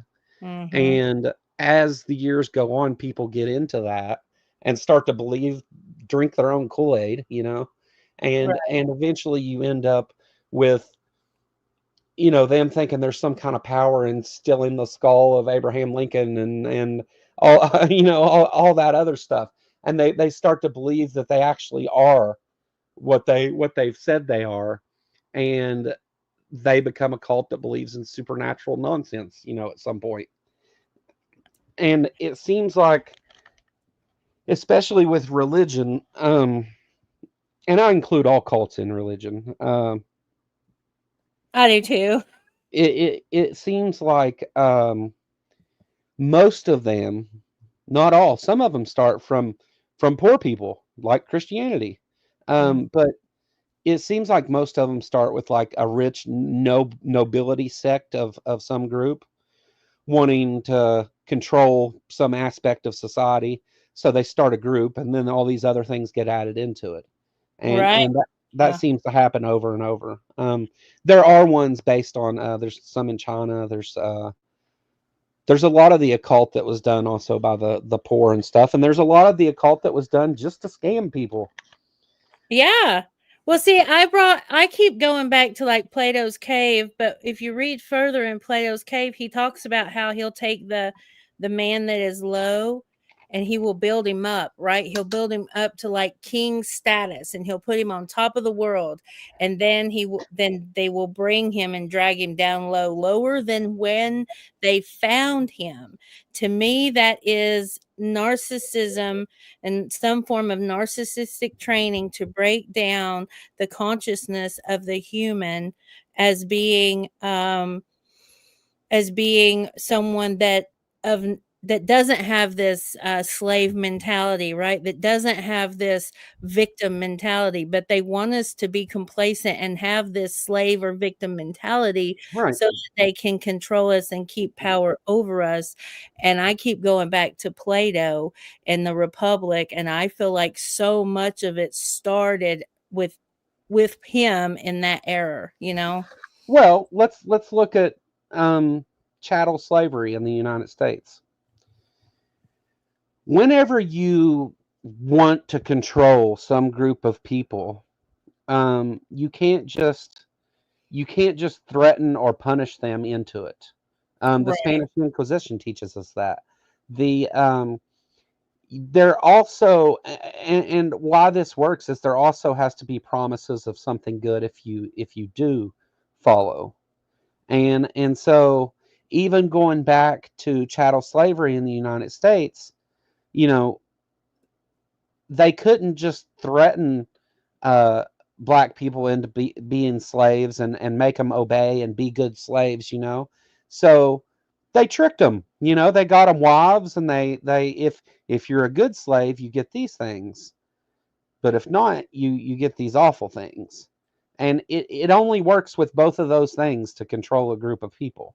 You can't control them with one and not the other. You can't just promise good things because people won't do that. If there's no consequences for being bad, then you know they won't listen to that either. So all of them have that similarity within it. Yeah, exactly. Exactly. It's horrible. And Or that's what forbidden knowledge. I call it thought prisons, you know, Oh, because sure. it's only our mind that they have us in prison and through fear and propaganda of control. So Lone Wolf, you wanted to say something. Go ahead and unmute, sweetie, and go ahead and say it.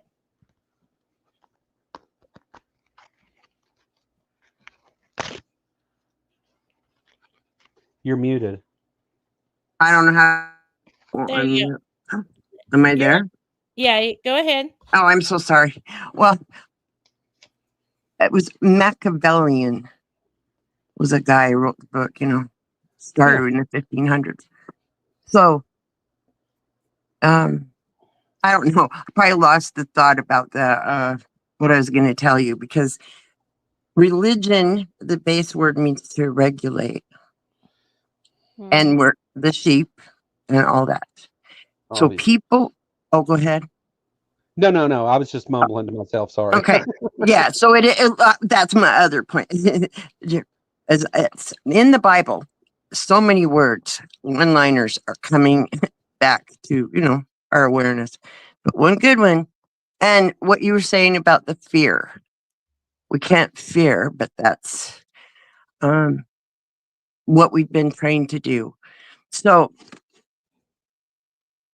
I just wanted to say this out of the Bible: nothing new under the sun. Mm-hmm. And so for so many people, like you're saying about we're being stuck in the slave or the mentality, they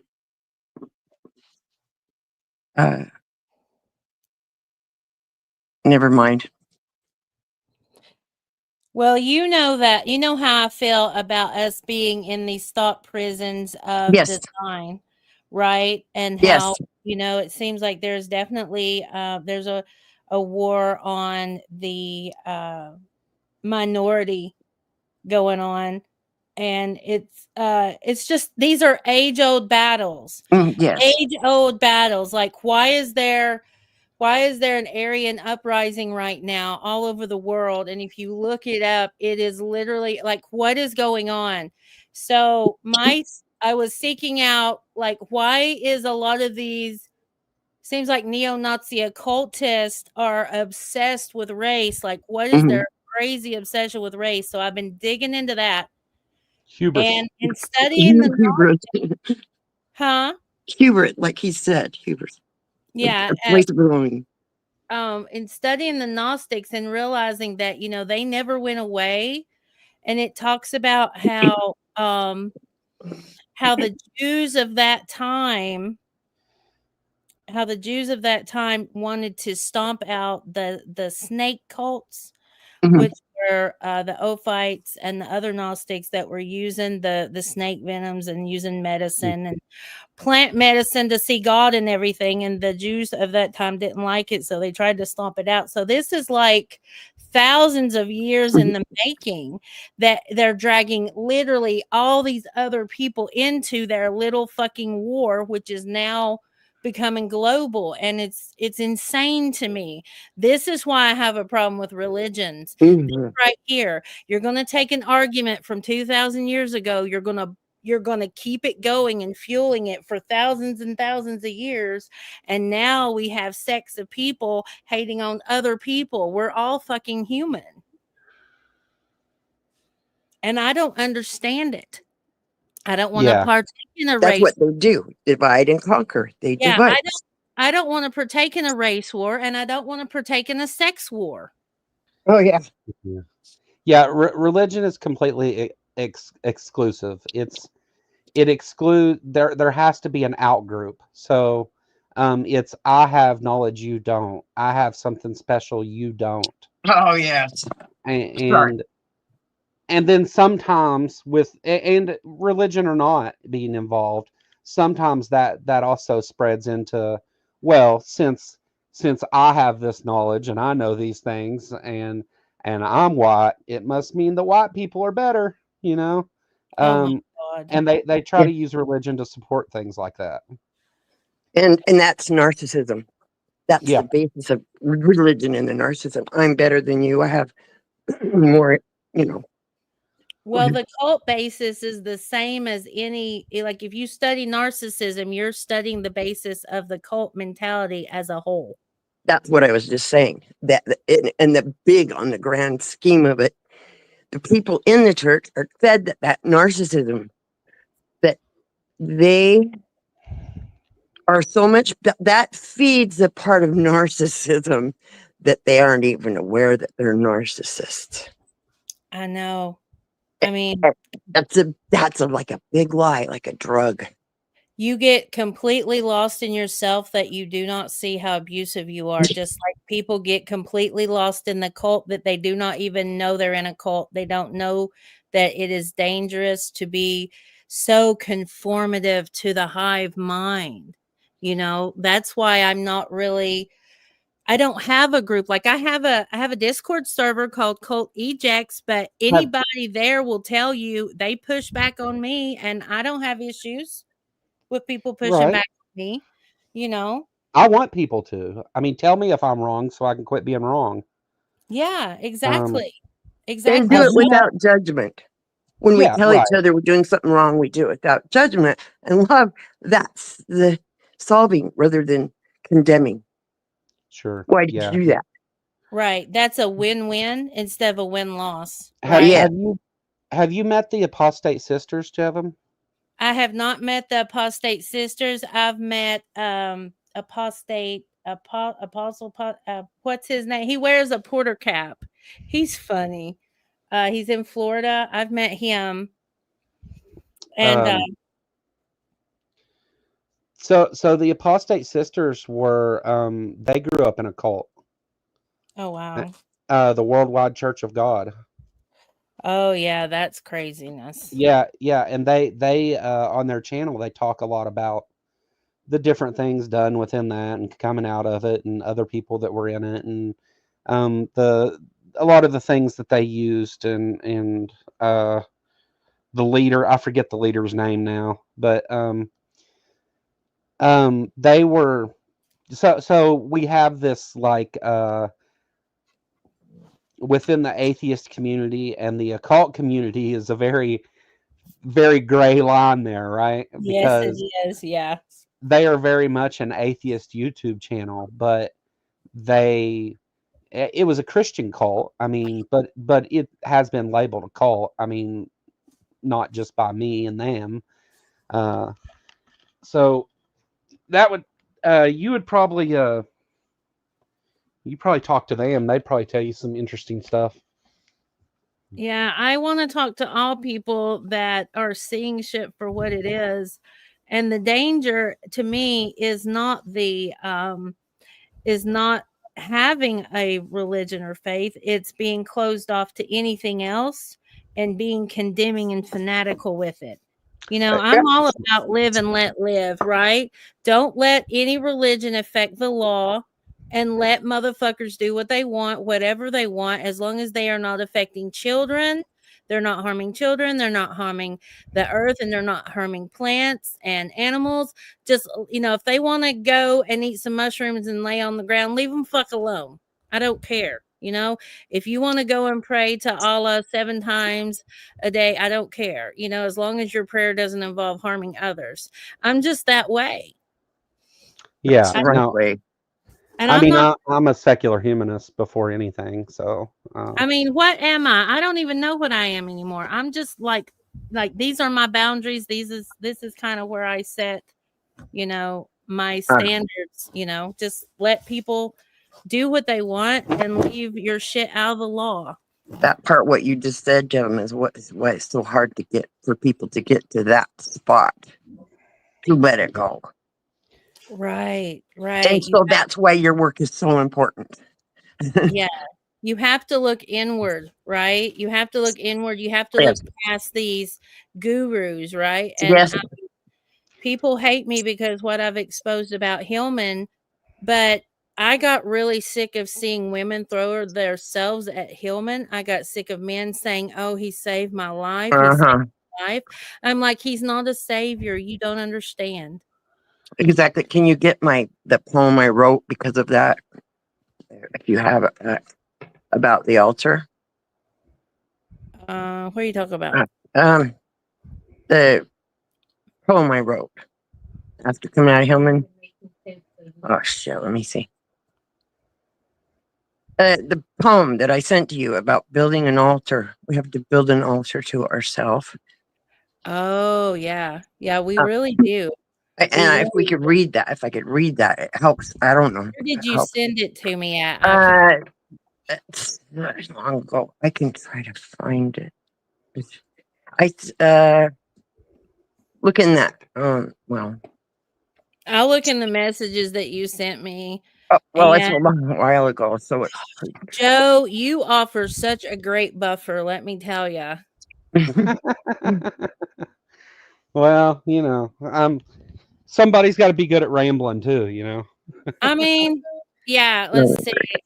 I don't know where you sent it, sweetie, but if if you want to, I can talk about religion all day long. I can talk about the occult all day long. Yep. But I really have to wonder if we aren't just gradually working ourselves out of it all, because it seems like the whole satanic panic and what I've gathered from listening to logical people talk about, what's going on, is that there are people that put things in place in society when things get, too far one way. Yeah. They will do the extreme opposite, right? They'll make things happen in the extreme opposite way to kind of get things back to center.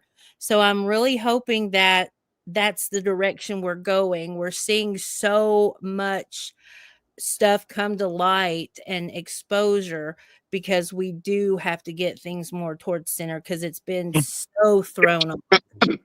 Yeah, pole shift. Right. So right. they Here's the thing too, is what they're pushing in the Hillman cult is they're pushing the pole shift of your morals, right? Conform or die. And I'm like, what is going on? Because if this is a push to normalize pedophilia, I got issues with it. Don't you, Joe? I think Yeah. a lot of people do. Yeah. That just like the visceral feeling that people got when they saw Chewy making AI images of younger and younger children on the photos. I mean, I think that people may miss the importance of this programming. I Mhm. could be wrong. If I'm wrong, well, but that visceral, soul felt pain I saw when those first the younger and then the younger. That is addictive programming. Well, Well, he there's a. tells you Sorry, go he ahead. does that he tells you that they're meant to brainwash you. He's been labeled a shock jock by other content creators and Mm, occultists. He's a shock jock. He's trying to shock you into believing what he's saying yes. so he can trauma bond with you. He's telling you to sit on the throne, which is what? Get on your drugs. So if you're on your drugs and you're listening to him with your senses wide open, what's going to happen to you? Instant Gonna think brainwash.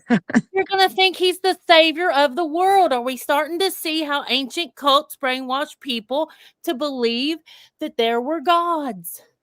Yeah. Exactly. So whenever we get into like moral questions, because every religion and cult for that matter claims that it has the moral code that is the objective morality that we should all be following, and that's just not how those things work. um, and as for what you're talking about, you think that things get worse before they get better. I know that's paraphrasing what you said, but so they did a sociological study on religion and occultism actually, and they found that as you start to correct these deeply believed culturally indoctrinated things, as you start to challenge those things and show that they're not true, most people tend not to accept your facts and information. Instead, it pushes them deeper into fundamentalism and fanaticism, at Yeah, least at first. yeah. But I think right now we see Christianity shrinking. We see young Earth creationism shrinking, and I think it's a side effect of that, because now it's the information age. You have all the information in the world at the tips of your fingers. If you can use skepticism to determine what's true. But you have people looking at the outrageous claims of young Earth creationists and occultists, and it's turning them away because it's their views are getting so fundamental and so fanatical that whenever people first see it, they say, well, there's no way that's true. Let me go look. Because now you can just Google something. And so Tell a lie people go 3 times. yeah, and it starts them down that rabbit trail of, oh, well, also Christianity claims this. Also it claims this. Let me go look that up. And they're actually responsible for destroying themselves because they're driven further into that fundamentalism and fanaticism. But there's a huge sociological study done and a bunch of studies done by what was called the Morality Lab on this very thing that are really, really interesting and explain why those things are that way. You need to send me that study. I'd like to go over it. I'd even go over it on my channel. Sure. It's a The part of Morality Lab study is awesome. yeah. Mm-hmm.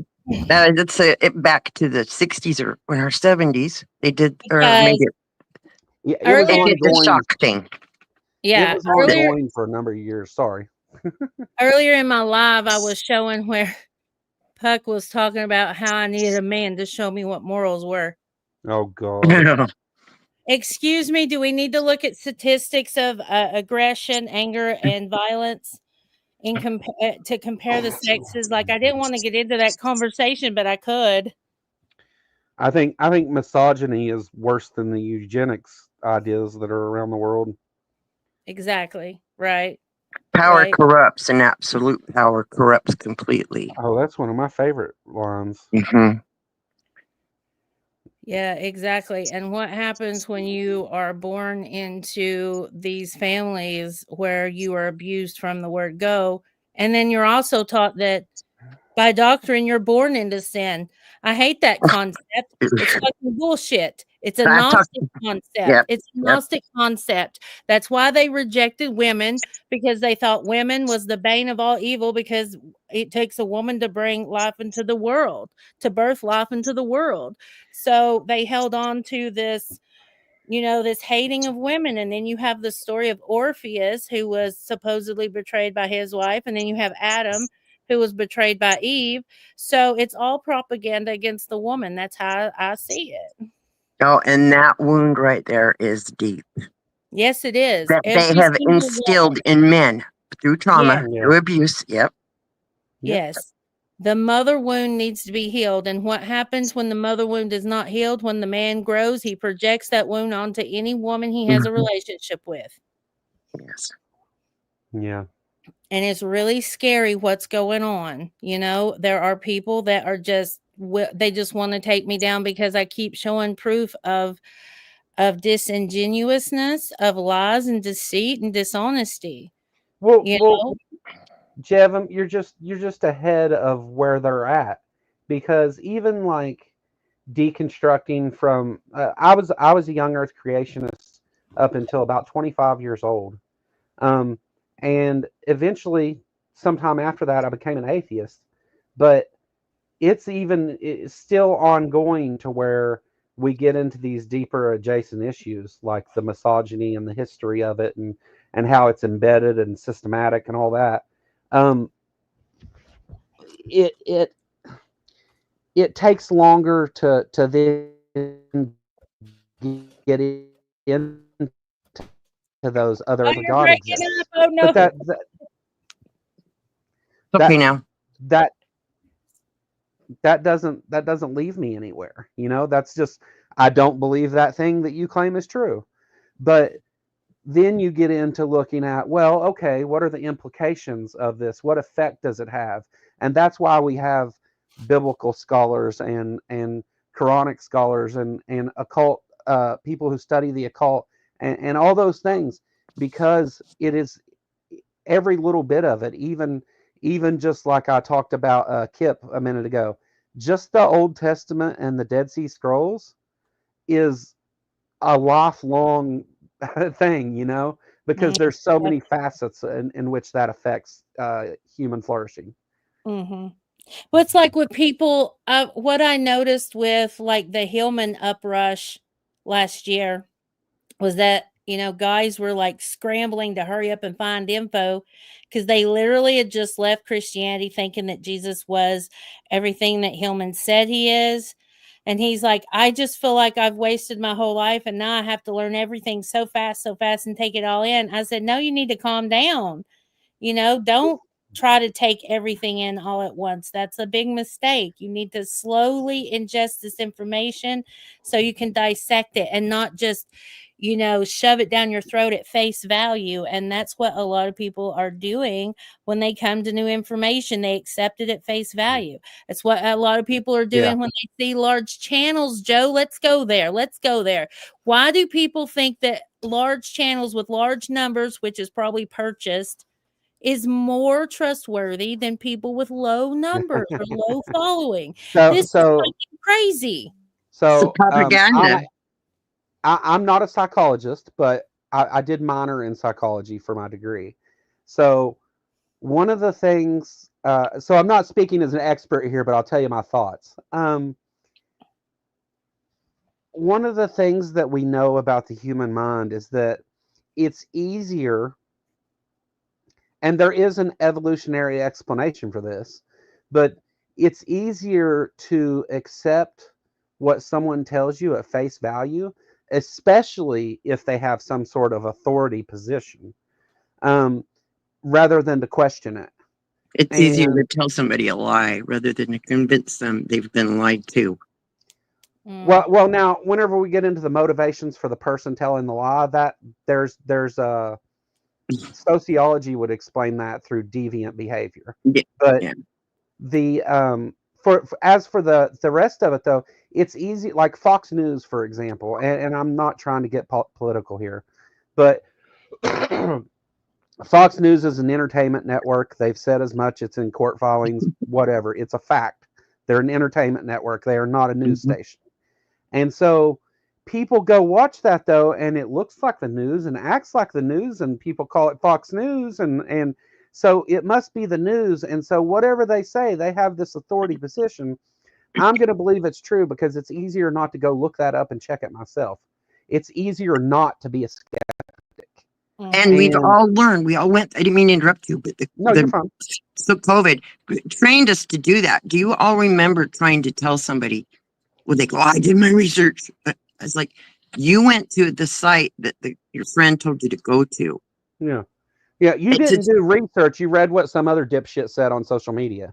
Yes. So how do we get that? So we all had that frustration. That's like a wound here when we tried to tell people, hey, wait a second. You're not, that's not true. Jevim, did I not go out of the way to make a video directly responding to you over this same conversation? Yeah. Yeah. Yeah. And I'm like, I'm just showing everybody what's on the fucking TikTok. And then I'm like, well, I'm hearing that there's a lot of false shit going around on TikTok too. So I just stopped doing it. Well, that's exactly the thing. See, you've seen this and you're like, oh, that's convincing. That thing I've seen is convincing. I'm going to talk about that. That's important. And then the people that watch it, that's why when we talked about it, I said, there's a danger to this. And you have a responsibility as a creator to check that, because you have an audience that comes and they put some sort of authority in you. They're watching you. And so they'll believe the things you say at face value in many cases. Right. And that's why that becomes such an issue. Yeah. And that's why, like what I say about Hillman is an issue. That's why what Puck is lying about me is an issue. Like saying that I'm in a sex cult using sex magic on him. He fucking wishes I came to the right place, didn't I? Hell, I'm like, well, you wish I was putting some sex mojo on you, baby doll. Yeah. I've been looking for a good sex cult. Oh my God. I mean, shit, as long as we're all consenting adults, what's the issue? Any fucking way. That's the problem. They've been programmed to think with that head instead of the other one. Right. And they haven't evolved past the step of feeling even their own internal selves. They're motivated by that. They're motivated by that part of the body. Separating emotion from logic is a tough thing. It's not easily done. It takes practice. Right. And the willingness to question yourself, Yeah. Yeah.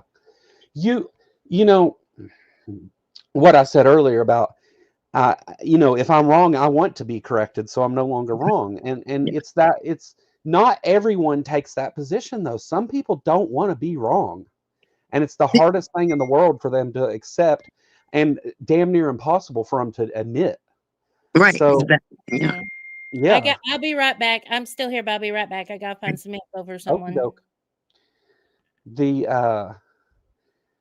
I find that, for me personally, I find that skepticism and secular humanism are the tools in my epistemology that I can use to assess the world and the people in it, and to do it in a way that is useful not just to me, but can be looked at by others, right? Because even though, like secular humanism, some people don't like it because I put human flourishing first, right? I want what's best for people. Yes. And some people think that that's immoral, but it gives me a groundwork to make moral decisions, because now I have what some would call a worldview, although I would say it's more of the humanist manifesto, I guess. But I have those tools that secular humanism provides in order to make moral decisions. Yes. I can base it on that because I don't accept that there is objective morality. I think there are things that are objectively immoral, which is Yes. confusing as hell. And I won't go too deep down this road because of YouTube. Well, in fact, if I say SA, do you know what I mean? Yes. Okay. I think that there's no case where SA can be called moral, right? Correct. Because Never. it physically damages humans, right? Yes. Not just emotionally, but physically, both. There's both cases to it. And so therefore it's bad. And in that case, there can be no good like if someone said you have to do that to save 1 million people, and so therefore that's better for humanity. Mm-hmm. Yeah, but that's not me. That's the person who's imposing that on me. That's the immoral. They're the one that makes the difference there. Right. And when you just said that, I imagined those people as the virus carriers, if that makes sense. Yeah, yeah. And they that is immoral. Anytime you rule over another they get them to cave to your will, that's immoral, and that's a crime against humanity. Sure. Right. Sure. Exactly. Yeah. Let me answer this, and then Joe, you give me your take on it. Okay. Catholics are Christian. They're they're supposed to be the first sect, and then there's Orthodox, no, they aren't. And there's Catholic, no, they aren't. and there's Orthodox. Yeah. Well, they weren't, but they state that they are. Well, we can prove that's why they tried to kill the Cathars. That's why they were the first church of the state, is what they were. Yep. Holy Roman Empire. Yes. State-controlled religion. Yes, that's what they have the first of. They built their empire on top of Mithraic caves. Yep. Mm-hmm. Mithraic caves were put there in order to have. Wouldn't you love to go down in the catacombs and just look around? Yeah, I would love to see it. I'm a descendant of Benjamin Franklin's brother. Oh, yeah. And both in the Hellfire Club. Mm-hmm. So yeah, but it was built on Rome. Now we have proof. You can see it. You can see it with your own eyes. Oh yeah. Right. Yeah. Right. Girls, I think it's great you all go do exercise together. The twins, my Aussie girlfriend twins, and down in Australia. It's great that you all go exercise. Yeah. I've been doing yoga while doing lives. It's pretty cool. Uh-huh. Yeah. I need to exercise. I've had the flu. Oh goodness. Yeah, shaking the flu has been really, really hard. Yeah. So just to comment on the difference between Christianity and Catholicism. So there is no difference. All Catholics are Christians, but not all Christians are Catholics, right? that would be the way that I would put it. Catholicism, though, if we're talking about it in the frame of Christianity, does have the most historical significance to the religion, aside from the Bible, I guess, which that's a slippery slope calling it historical. Yeah, indeed. It was historically written. It doesn't contain historical facts, though. Right. And many of them have been instituted since the 1500s. Yeah, that was the wrong way to word it too. It does contain some historical facts, just the stolen from other cultures. A lot of unfounded claims. Their historical facts are even stolen by other cultures, indigenous peoples. Indigenous people. So one thing I wonder if helping people to wake up. What do you think? Sorry, go ahead. Is the dates, the holidays? Make associations. Oh yeah. Sorry, that's all. I'm done. Constantine, yeah. No, yeah. Yeah. Constantine is responsible for us celebrating Christmas and everything now, which was never a Christian holiday. It was a pagan holiday. And that's why our holidays have weird things in them, like rabbits for Easter and stuff. Like even the calendar, they even changed the calendar to accommodate it. If that's not enough to wake people up. Sure did. Sorry. Yeah, no, I love it. So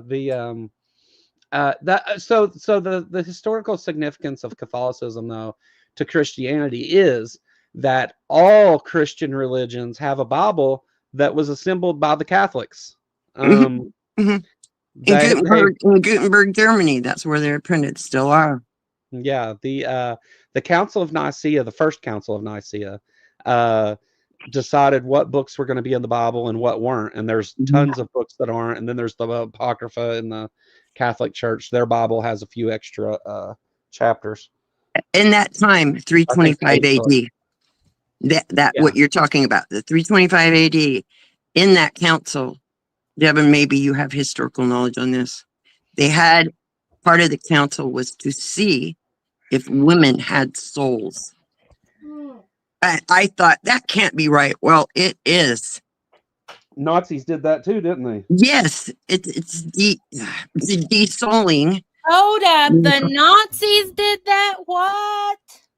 Yeah. What? I Yeah, didn't know that about the Nazis. They tried I to. didn't either. They tried to weigh the human soul. Oh, well, the Egyptians did. You wait. Go ahead. I'm just shocked. Yeah. So the Nazis had a whole program within the concentration camps where they did medical research on humans, and they tried to find like that. It was them that came out with the thing. I forget what it was. What'd they say it was, like 12 grams or something? I forget. Sean Penn did the film about that. Yeah. 20 grams. Yeah, that one. And that's all based on Nazi research. So to see if they could weigh the soul, kind of like, I mean, that's the Egyptian weighing the feather, your heart and feather. All of the world's space programs exist because of Nazi research. I mean, so there can be good things to come out of bad things, and there are ways to take information that was gathered through immoral means and use it for a moral conclusion. I mean, you can still do those things. We don't have to throw out everything just because people were bad. Correct. Moral, what did you just say? Guys, hold on. I've got a Reveler Red in the backstage that wants to talk to you, Joe. He's on your Discord. Sure. Can I bring him up? Are you okay with it? I have to be very careful who I let on my panel because I'm being gang stalked and attacked. I hope you understand, Reveler, why I'm asking. Yeah. Okay, so I'll bring you up. Hey. Hi. Yeah. First of all, I don't want to interrupt the show with this. So, what was the topic, right quick? If I could quickly respond to that, then I want to say something to this Joe guy. Okay, so we've covered many topics, but right now we're basically deconstructing occultism, paganism, and Christianity. Okay. That's a good assessment. Yeah, so real quick, the three biggest, I'll watch my language, at least for now, the three biggest pulsating anuses of senseless hatred and ignorance would basically be Christianity, Islam, and Judaism. The other two obviously stolen from Judaism and Zoroastrianism, and then Judaism stole from Canaanitism. So none of the Semitic religions are original. Even paganism, as you were probably talking about, has earlier roots like Sumeria. So that's all easily refuted. Now, just on to him right quick, if you don't mind. Okay, thanks. So I don't want to be rude and do this, but Joe, you're an asshole. You banned me from your Discord because I said the word nigga. I said niggers are pieces of shit, and niggers are pieces of shit. Not all of them, most of them. They should be burned. No, I'm not doing that. I'm not. He's banned from the studio. Do you understand? I do not accept that behavior. That's why I banned him. No, I do not accept it. Well, welcome to the panel of showing the world who people really are. Why is this accepted? Why is this still going on? This is exactly why the world is going to fucking hell, because of this divide and conquer shit. And he started out so profoundly. Yes. And then he went into the N-word thing to justify his superiority. It's the ego. Yes. Yeah. So let me although I don't think this person deserves me to address them in any way whatsoever, I will. The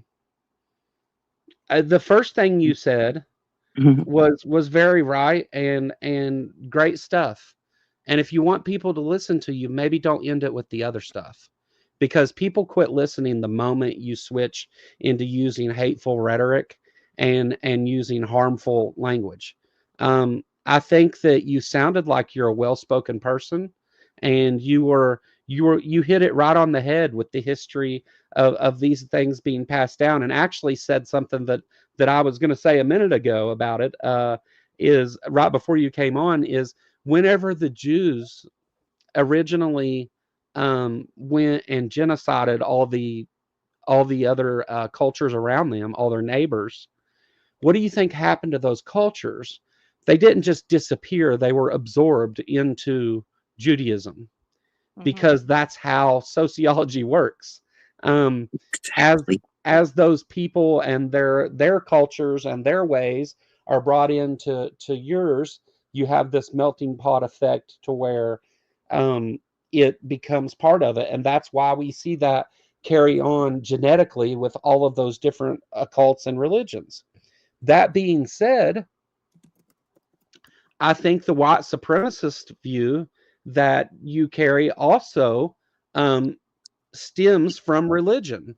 And you seem to be a person that doesn't approve of that, yet you use that theistic behavior to say harmful things towards other people. And I think that it's wrong. And I think that you deserve to be banned from my Discord. I would do it again. And if I could ban you here, I would ban you here. If I could remove you from YouTube, I would. Yeah, and if he comments in the comment section, he'll be banned from commenting as well. I don't understand why anybody thinks that this type of behavior is okay. And people He that knows really, it's not okay. yeah, it's not okay. It's just like, let me just sling my big dick around, just like Puck Elf. I had the flu and wasn't around my Discord server at the time, and I didn't know it, but my mods didn't have the ability to block people and delete messages. And so while I was sick, I come back like 3 days later, because I didn't do anything for days. I came back and my mods are freaking out because this stuff has been posted on my Discord for days. What he just said, he posted all that on my Discord. Oh, yeah. Yeah. Yeah. And see, that's the type of shit that is a huge uprising, especially in me and Joe's neck of the woods. I'm in East Tennessee. He's in Kentucky. We are in the heartland of, this Aryan uprising. And it's really gross. It's really gross. And I'll tell you why it's gross, because there is no pure race. Okay. No. Right. You look at the color of your skin, that your color is not one solid color. Okay. We're shades. We are all types of shades. And I've looked at, I have a friend is a black man. He is one of the darkest black men I've ever met. He sent me his DNA and he said, how do I have genetic markers of European descent? I said, because we're not pure. Nobody's pure. Get it through your head. You can go to the deepest aspects of the fucking jungles, pull the DNA out. You will not see a purebred human. I'm sorry. It just doesn't exist. So this whole concept and mentality of this pure race is bullshit. It's all to figure out the women. And again, it is a war against women. And you're trying to say women don't have souls because you cannot fucking deal with rejection. This is all surrounding rejection. Sing it, girl. Back to, I'm taking it to fucking Adam and Eve. Adam's mad because Eve rejected him. Orpheus is mad because whatever fucking name is rejected him. Men get mad when they are told the word no. Adam divorced Eve. Of the whole concept of this philosophy of the mother and the father and the son, where the son grows up and kills the father and then takes the mother as the wife. It's all about this mother wound and this male mentality of control. Okay. And it is to make the woman the prisoner, right? To keep her subservient, to keep her in your kitchen, to keep her mouth shut and her legs open. Okay. Men would rather go out and pay for a prostitute than to let their wife get freaky with them because, oh no, you have to stay perfect, you have to stay pure, right? Madonna horror. Right. And how about these concepts that maybe Joe can help me understand this? The concept of if you've been with more than one or two men, you're like Yep. dirty or nasty or you're a Yep. whore. Yep. Joe, help us understand this, please. Well, I don't prescribe to that. I think that there is a stigma against sexuality, and that we should all, for a healthier mental state, we should all just accept whatever feelings we have as far as that goes. Like, love who you want to love, and sex is fun and feels good, and if you want to do it, I don't see under the humanist perspective, I don't see a moral issue with being promiscuous or even being a prostitute or anything else. I don't, male or female. So that's my view on it. Our own pleasure has been stigmatized because they don't want us to be in our bodies. If you're always praying to some outside source, you're not looking within, right? Well, this is just Christian purity culture infiltrating American culture itself, right? So we don't show tits on TV in the United States because it's immoral, because Christianity says that you're not supposed to do that, because a woman that does that and a man gets an erection, that woman is evil, because she's gonna blame the victim. Well, women weren't people in the Bible; they were property. Right, that's true. Exactly. So, and that Christian men wonder what's happening to the women and why they can't control them, or they're leaving the Christian faith. I took part in a debate once that they argued that women who dress suggestively are responsible for men who rape women and stuff. I shouldn't use that word, but for the actions of men, that women are responsible for it because of the way they dress. Right. May I interject? Go ahead. Yeah. I have a very keen knowledge of that. First of all, the Mormon, if I can say that, they teach their young girls chastity is above all other. If you don't guard, if you don't guard your chastity, then I can't quote it exactly, but you're worse than the murderer that goes to hell. Yeah. So, the last other part of it, I don't think.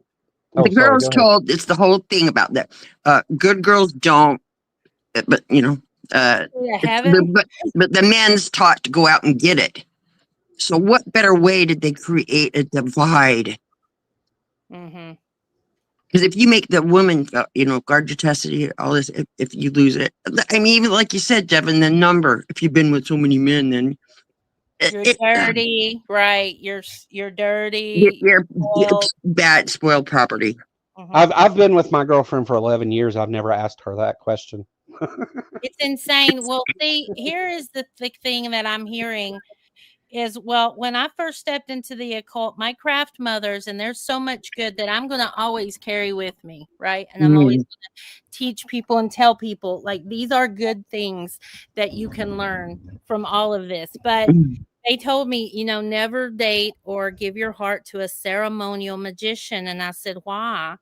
She said, because they know how to use women's bodies as a conduit, right? As a generator life force. And it kind of lines up with the studies coming out today, where men, if they don't have a woman to help take care of them, they wither away. Like they go into this degradation. Well, there's an evolutionary pressure for that too. But yes. And so these occulted men who have stated they're hunting oracles, of course, the shield maiden in me says, wait a minute now. Wait a minute now. You're telling me you're hunting sisters because you need to draw the life force. You need to have them as a muse. You need to keep them complacent to where they're only no.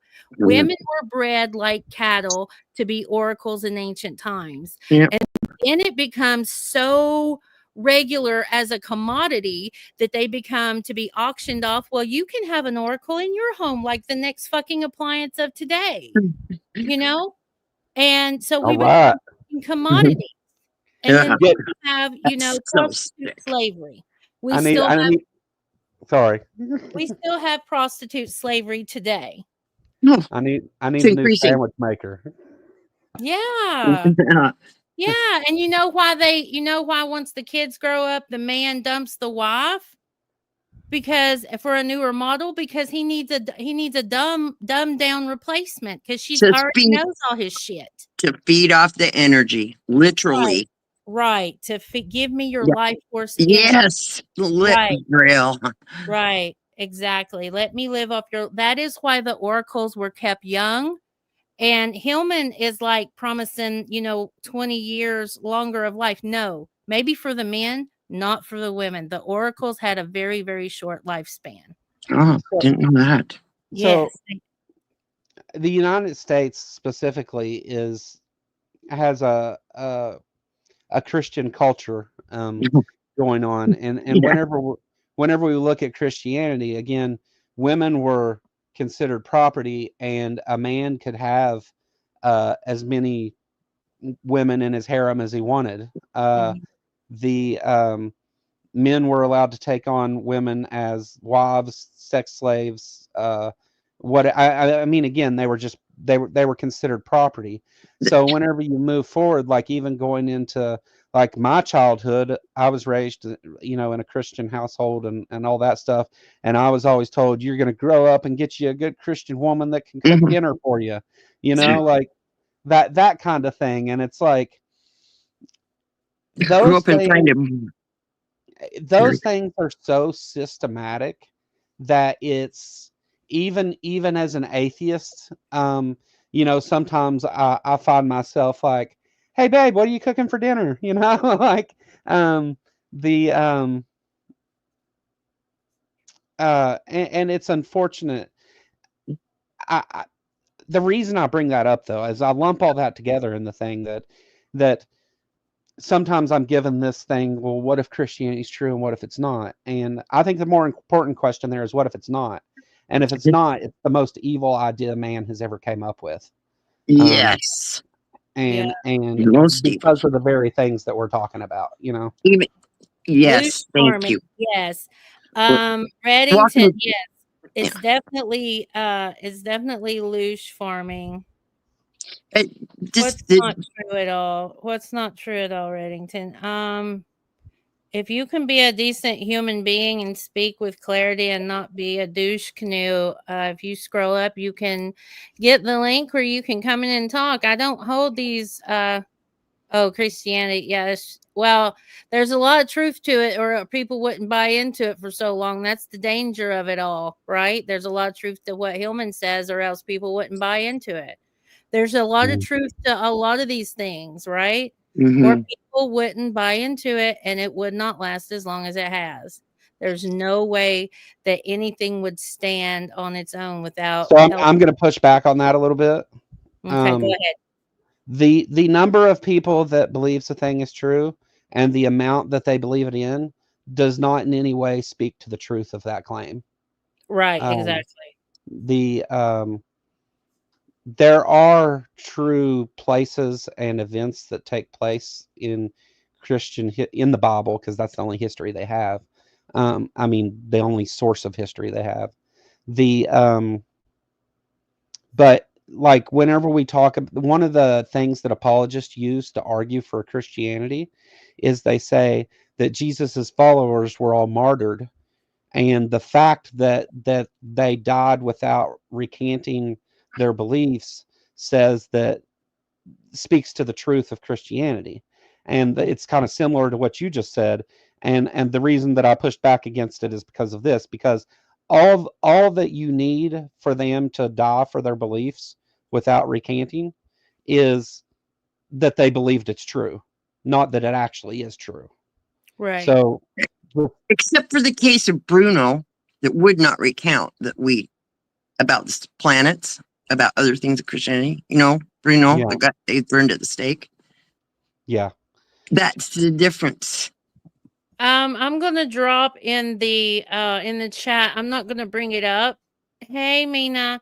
It's called Orpheus, a history of religion. If you wanted to dive deeper, I'm also looking for a certain text though that I would love to show that pertains to how women have been trained. Like, we also have to really highlight the fact that men were not kept out of the education, but women were for a very, very, very long time. Now the poor people were, right? And that was done systematically. That was, I feel like that was done, page 14, that was done for social engineering purposes, right? Men needed to be satiated. They need to be able to have their women. They need to be able to take care of, because why? Because we need the men to go to war. How are we going to get our men to go to war if we don't have women for them, right? How are we going to get them to go to war and fight for us? We have to give them what they want. This is what I'm talking about. What did Mina say? My mom's friend wanted me and my twins to change our religion. We said no. Well, here's the thing. I'm not trying to change anybody's religion. I'm not trying to change it. I'm trying to show people what religion really is and what it does and what it does to our mentality. So overall, I think that she said that she's Buddhist now. I've actually known of some atheists that have went from religion to atheism to Buddhism. But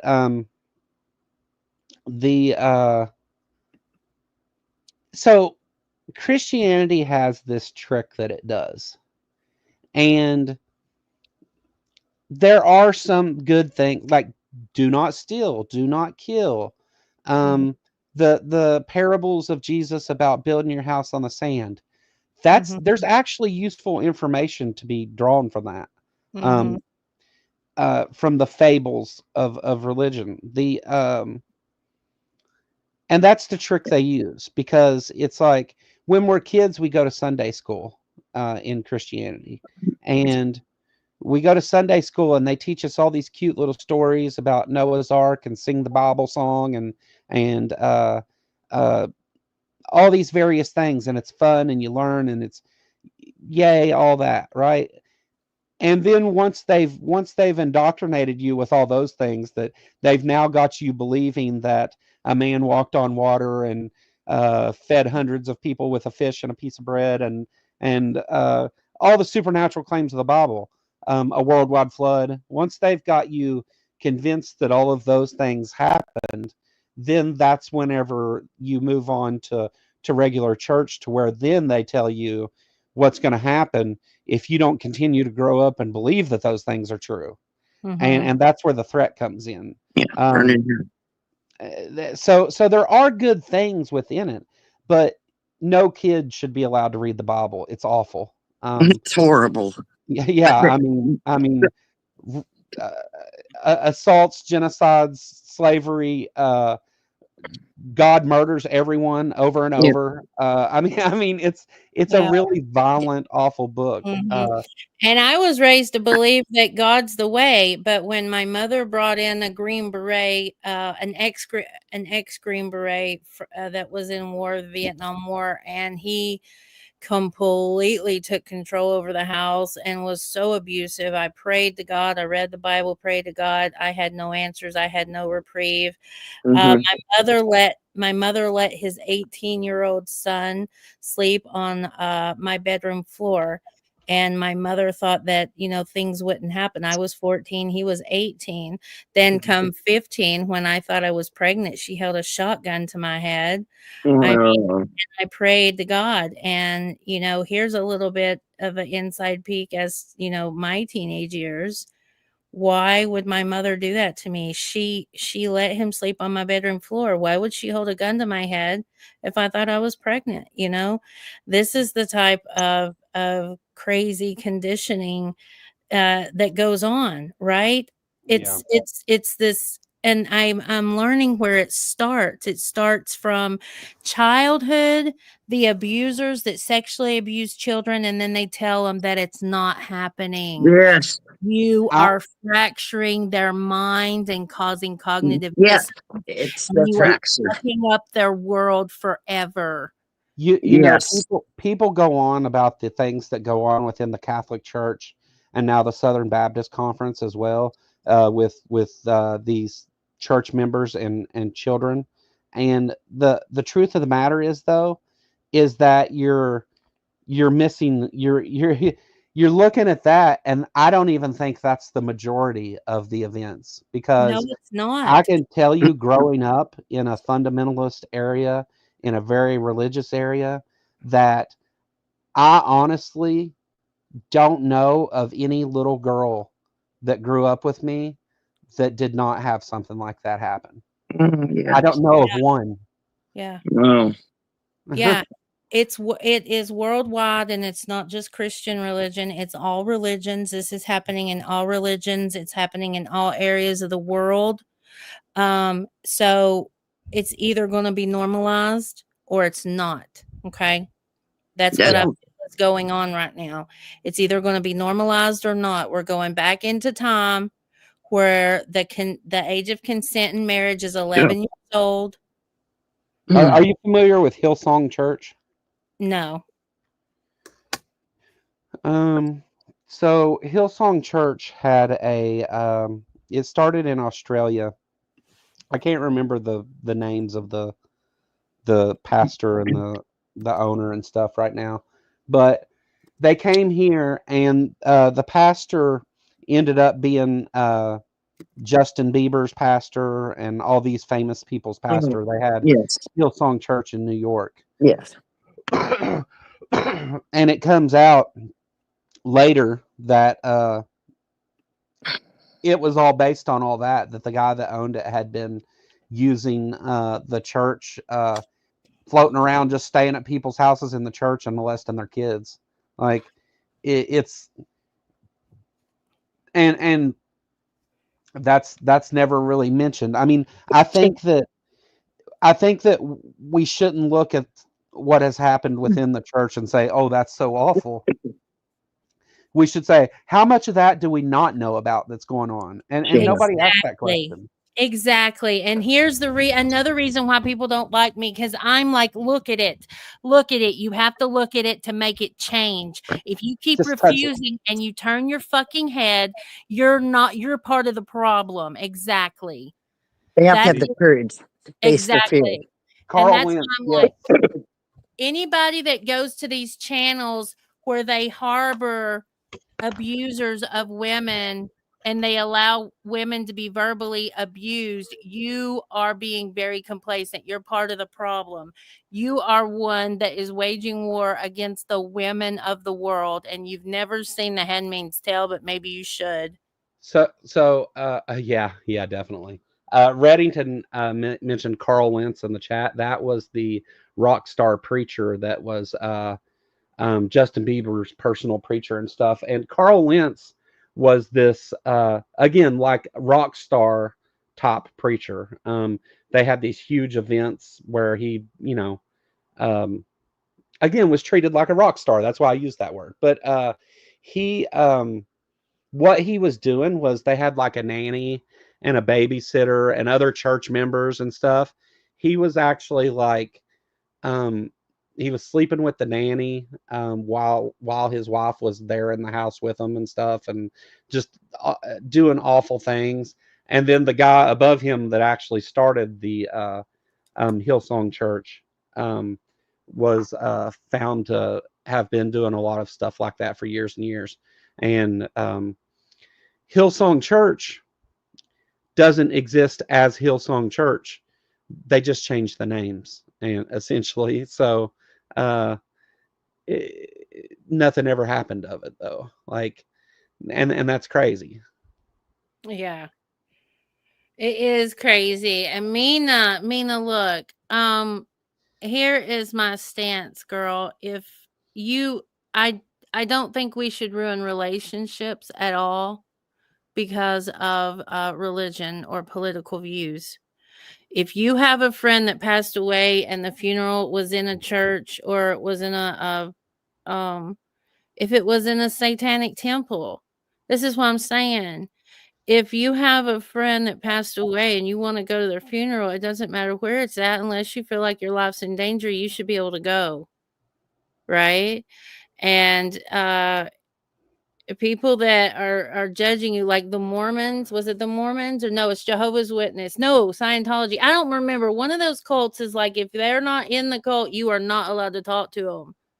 My friend Ken is going to come on and talk about Jehovah's Witnesses and how his family won't talk to him because he left the Jehovah's Witnesses, and now his family won't have anything to do with him. These cults really divide people. The cult tried to get me to leave EDM, and I did for a long time. I mean, we split up for a while because of it, and I happened to get involved in trying to help this little puck elf person, and there's no helping him at all whatsoever. It's just like mad little toddlers running around in men's bodies screaming, you know, she's evil, she's a harpy, you know, and it's this dark feminine energy that they can't handle, right? Men are finding it really hard to accept the word no and rejection. Okay, men are getting really mad because their needs are not getting met, right? They're not getting what they were raised to believe they would have, right? Where women used to be accepting of all these things, they're no longer just taking these things, right? They're realizing, hey, men are purposely doing these things to you. There's so much info coming out. And I fucking love men. You know, I'm not a feminist per se, but I'm pro-woman. I'm a shield maiden. I'm realizing I'm the firstborn of 5 girls, and I've always been the shield to protect my younger sisters from abuse. I've always been a protector of the weak, of the less fortunate, you know. I don't have a pot to piss in, and I'm not getting any money from anything I'm doing on YouTube. And people just want to run me into the ground. Why? Because I'm showing receipts. I'm showing what's really going on in life. More people need to start doing that. And our voices are being freed. Yes. People, if you start to realize, hey, I have a voice, I have my own inner knowing, and we have been taught to literally not use it. We've been programmed, and it's when you just, if women especially and men can look at that and say, hey, what is my inside saying? Right. Exactly. Listen to yourself and stop praying to the outside world. Yes. And I'm so glad that women of the Christian faith and hopefully the Jewish and Muslim faith are starting to see how these cracks within their religious system were designed to keep them oppressed and complacent, you know, under the law of man, not God's law per se, but man's law, right? Man is supposed to follow the law of God, and woman's supposed to follow the law of man. And it was not always that way. It was not always that way. There was a time when things were definitely more equal. And I wanted to show you all, I brought this up because I wanted to show you all how systematically through the years women have been taught how to behave. Now, this is the English housewife, containing the inward and outward virtues which ought to be in complete woman, as her skill of psyche, surgery, cookery, extraction of oils, bouqueting stuff, ordering of great gifts, preserving of wines, conceited secrets, distillations, perfumes, order of wool, hemp, flax, making cloth, the knowledge of is that dairies, office of malting, baking, and other things belonging in a household. Do you hear all of these list of these are fucking occupations that only one person can handle in their life? Look, this is how it became systematic, right? Yes, yes. Because So of books this like is this why that said this is what a good woman is supposed to be. Right. So because I don't follow this, Puck thinks that a male should inject his moralism on me. Okay. And I'm just like, no, no, no. This was written, it was published in 1637, ladies. Oh, geez. And I think moralism could be a metaphor then. Right, exactly. So I'm going to clip this and I'm going to share it to the world so you all can see how women were brought up and taught. And it's really hard to read, and we won't go through all of it, but I just want to show you all some of it, okay? It's great. So let's see. Let's go back. Let's see if we can. It's a beautiful book. These books of this time were beautiful. The English housewife. The English housewife, yes. Yes. You see all this, and you see this seal? Let's look at this. Oh, yeah. Let's see the signs. There's so much that can be told to us. This is printed by Anne Griffin, written by a woman for John Harris. I think it's Harrison. Written by a woman, right? At the Golden Unicorn in Pater Noster Row, 1639. So it's women who want to stay on top to keep the rest of us women low. Do you see? And then here we have a hare, which represents what? The female fertility. And the people, sun above. yeah, the Christian faith is not going to see the occulted signs within their own faith. That's what I'm here to do. Yep. Okay, and to the right honorable and most excellent Lady Frances, right? So we're getting ladies, lords and lady gentry dictating out how the rest of us common folks should be. The inward virtues of the housewife, her garment, her dye, and general virtues, fevers and their cons. So she's supposed to be a doctor to make one feast, I think. It's hard to read. The preservative against the plague. So she has to be a doctor. The colloidal against infection. So you're talking about colloidal silver. Yeah. So she's got to learn to distill silver. She has to distill metal, right? Okay. To draw a plague botch to any place. Ooh, what's that mean? For the headache. I don't know. Oh. To draw a plague botch to any place. I don't know. Oh, it might be a compost. So during the burning times too, right? Women who knew how to do this stuff were burned for sorcery, right? Yep. How fucking hypocritical. Yeah, books like this, women who could do these things were witches. Yes. We're going to teach you how to do it, and then 10, 20 years from now, we're going to burn you because you know how. All right. For the frenzy, for lethargics, to provoke sleep, for the swimming of the head, for the, I think it's pleurisy, for all colds and coughs, for the falling thick nose. I don't know what that is. Maybe the nose, runny nose. The help bearing, maybe bearing children. For the maybe rheumatoid arthritis. Then they took that away. They killed off all the midwives. Look how we've suffered. Yes. Sorry. For this stinking breath, maybe. For the toothache. For all sore eyes. For canker. For swelling of the mouth. For the quincy or sequency. I don't know. The drunkards. The quicken wit. For the king's evil. For staunch blood. To draw out bones. For the falling of the mold of the head, whatever that is. Falling from the mold from the head? Yeah. That's like brainwashing. That's like deconstructing the... I don't know. To make teeth white. For any venom in the ear.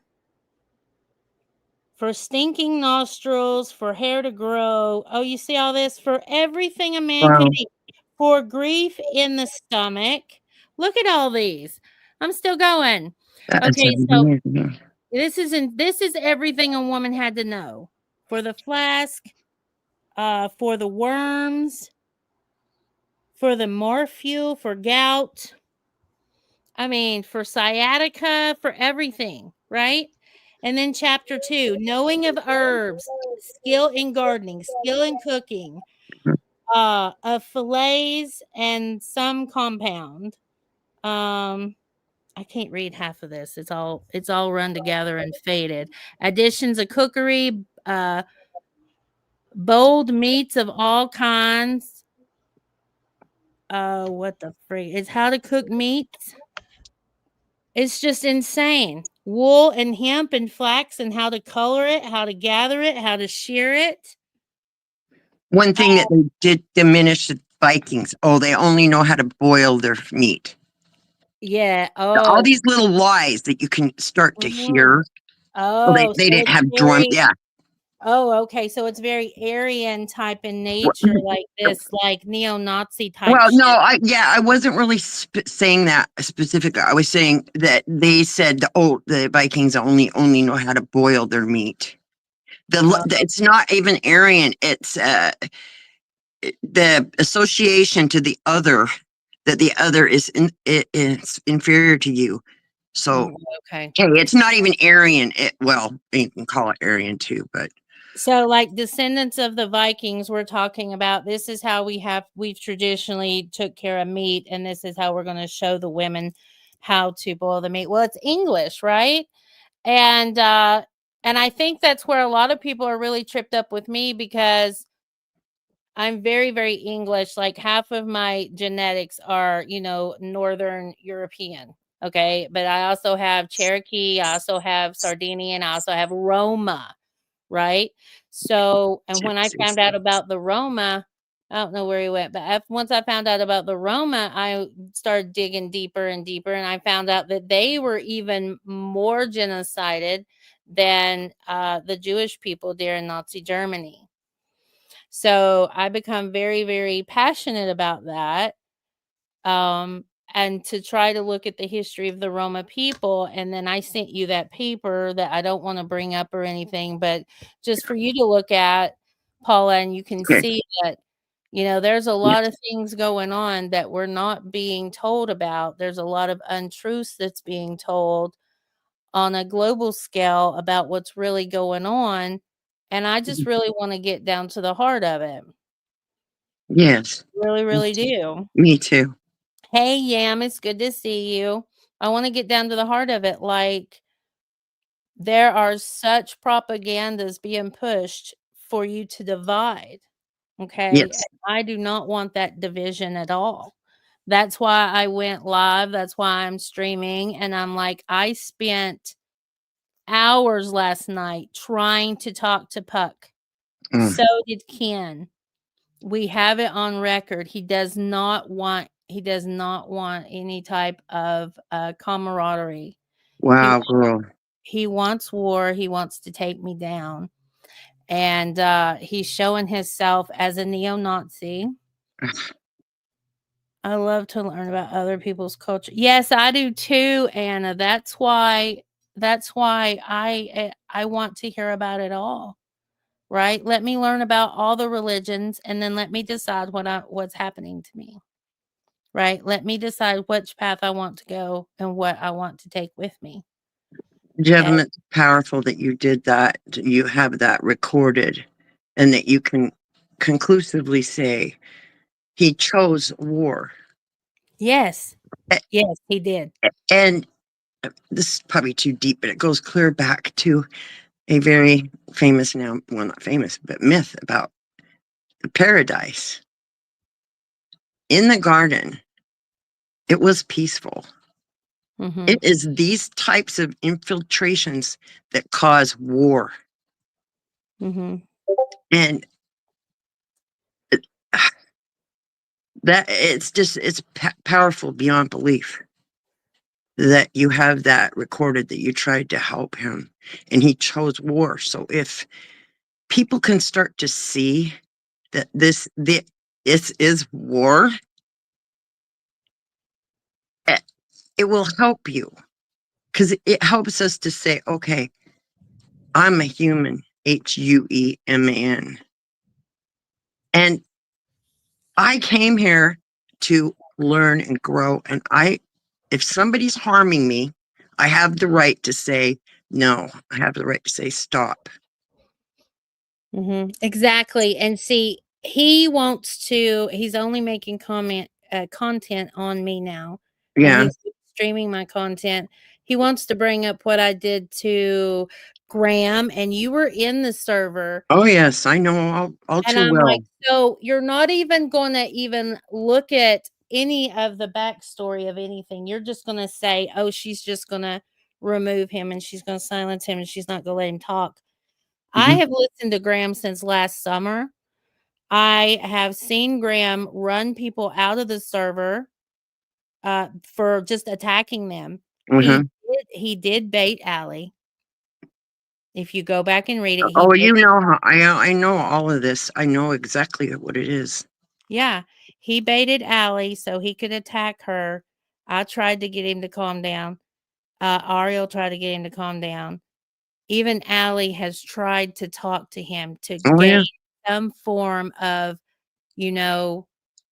of a win-win, right? I've never seen a more compassionate person to such cruelty. If you I want to, know. Me and Allie both have shown him such compassion. We have tried to talk to Graham. He's not into a win-win. He knows that there is a sex war going, and he's trying to bait everybody into picking a side. He's trying to pin me to the wall as a narcissist. He's trying to pin Allie to the wall as a narcissist. Huck's trying to pin me to the wall as a narcissist. It's the most insane things I've ever seen. It's insidious. This is the burning times, ladies. You need to wake up and know that these men are not your friend. Okay? If all they want to do is argue with you, they are not your friend. They're just trying to pin something on you so they can label you evil, so that they can throw you under the bus or up on a pyre. Yep. There is no understanding that they wish to achieve. They do not have patience and they do not have love. Bye-bye, Anna. Good to see you. Thanks for hanging out. Because if they had kindness in their heart, if they had love and understanding in their heart, they would be open to saying, let's look at this string of events and how they played out. This is your side. This is my side. The truth is somewhere in the middle. Okay. They will never back down. No, because they're not after a win-win. They're after a win-lose. They're after, I'm the man. I'm supposed to dictate the morals to you. We heard that from Puck's mouth. He thinks that men are supposed to dictate morals to women. Let me tell you something. It's not my problem that you fear the energy of the woman. It's not my problem that women are sexual beings, okay? We exude sexuality. Sex is what brings life into this world. It is beautiful. It is glorious. And you can put any type of stained, tainted grossness on it you want. I am not standing for that. I stand for women. I stand for children. And if your push is to normalize the age of consent to 11 years old, you're going to have a huge fight on your hands. The love, like you just said, it's love. They do not have love. They want power and control. They are two separate things. And they use trickery. Exactly. They use trickery to convince women. And the propaganda, like when you and Joe were talking about even the marriage ceremony, that the father takes the daughter, gives her to the new man, right? Symbolizing and putting into our DNA, the whole collective. That's what you have to do as a woman. Exactly. Thank you, Yam I Am. Here's more proof. I also left Ariel's Discord because Graham was starting to flip out on me. I liked Allie a lot. Yam, if you want to join my Discord, Ariel and Ali are there. Graham got voted out because he was just viciously attacking Ali. And that wasn't even the first time I had witnessed it. This is like the 7th or 8th time I have witnessed him out and out just laying in a verbal assault upon Ali. And I'm sorry, that doesn't fly in my Discord at all. And the last live I did, I had an open panel and he come up and I had to give out a warning to him. I'll let you on panel, Graham, as long as you don't yell at me. Please don't scream at me. Please don't yell. Why do I have to say that to him if I don't already know the nature of his beast? Right? He said, I hate my ex-wife. She's horrible. She turned my kids against me. He has an evil acts against women because of his ex-wife. Puck has an evil acts against women because of his mother. You know, and I tried to help him. What about all the hours I spent listening to him bellyache over and over again for days You're always on the victim. for months on end? He never did a fucking thing to heal himself. I sent him videos on how to help heal himself of his trauma. He wouldn't watch them. Stop trying to tell me what to do. Stop trying to analyze me. Blah, blah, blah, blah, blah. He doesn't want help. These men don't want help. You know what they want? They want our blood on their hands so they can feel some moment of victory, so they can have some moment of satisfaction. But what's going to happen when those endorphins run out from having my blood on your hands, huh? Who's next? Where does it end? Tell me that. Feeding the ego. They can't even look at their own ego to realize that that's what's doing it. Exactly. Exactly. How many times did I forgive? I forgave all of them. I still forgive them, and I will continue to forgive them. They hate me because I do not hold any grudges toward them whatsoever. You're not feeding the fire. You're I'm going not against it. fire. I'm sending them love. And you're Grant, going against it to show them. yeah, I am going against it. That's the key right there. To be in the love, but stand up to the battle. Grant, Christine, exactly. And be good to Christine. Be good to her. She's a kind-hearted lady. Be good to her. And Who's Christine? go heal your mother wound. Graham knows who Christine is. Oh, okay. Excuse me. Puck, go heal yourself. You need to really take a long, hard look at yourself. Because everybody saying the same thing is not wrong. Like literally everybody. All of these people are not wrong. You know, if you get too drunk and you show your ass and you start acting like the caveman going blah blah blah blah blah, slinging your fucking shit around everywhere, people don't want that. People don't accept it. You're not going to be accepted in society when all you do is piss and moan about all your own issues. You know, he has a problem with me showing angel wings as the drifter she is. He thinks I got mad just because I got blocked. No, she has zero reason for blocking me. I showed up in complete love and I said a couple of words that somebody else didn't like, and they want to accuse me of worshiping Puck, the god of graping. And I'm like, I never said that. Oh, that's when they spun it. That's called the triangulation key, and they spin it and they'll like lie to turn people against you. Yes. And if you're not keen enough in yourself to ask yourself, hey, is that right? Is that true? Mm-hmm. The women around him is gonna know that he is just repulsively abusive. Okay. Right. And if you know that and you know yourself, then you push away from that. Exactly. You know without how many hate. people you know how many people, both men and women, said you put up with way more from that little weasel than I ever would have. Literally every single person. Yes. You've shown him more kindness and compassion than I ever would have. Because people don't put up with that type of abuse anymore. What the men in Australia need to realize is the women are waking up to how evil they are and how abusive they are, you Right. know? Like, I would love to talk to Puck's mother just to find out who is the real abuser. I'm sure it would be a whole new experience just to talk to his mother. I don't know. I watched him with his one of his explanations, and I know abuse and trauma, and well, I'm just saying the things that he was saying about himself, what he's gone through. If that's not true, I would, well, I'd be heartbroken.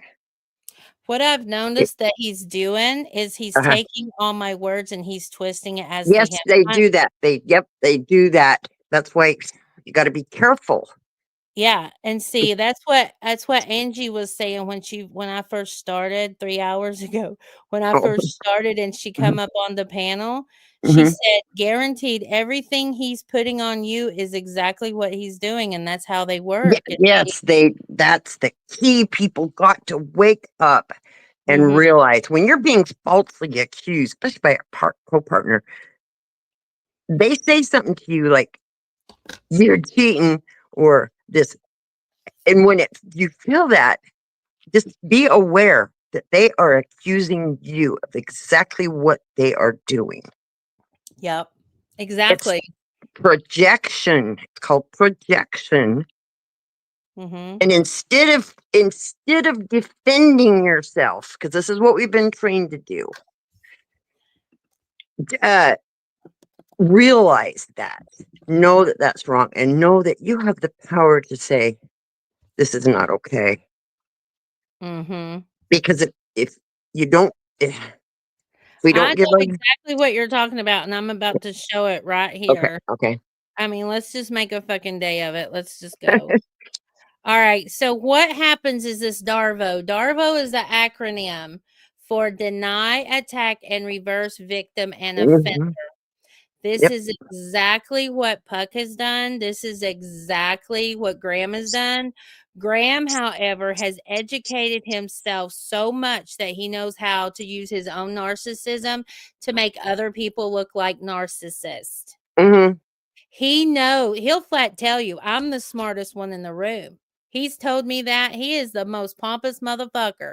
Anyway, so this is a reaction that perpetrators of wrongdoing, such as sexual offenders, may display in response to being held accountable for their behavior. Some researchers indicate that it is a common manipulation strategy of psychological abusers. Are Mhm. you listening to me, women? This is Mhm. the process. It's called DARVO. Is a tactic used by a perpetrator to avoid accountability of their actions. As the acronym suggests, DARVO commonly involves these steps. The perpetrator denies the harm or abuse ever took place. Mhm. That's exactly what Graham Mhm. has done. Have we not? Okay.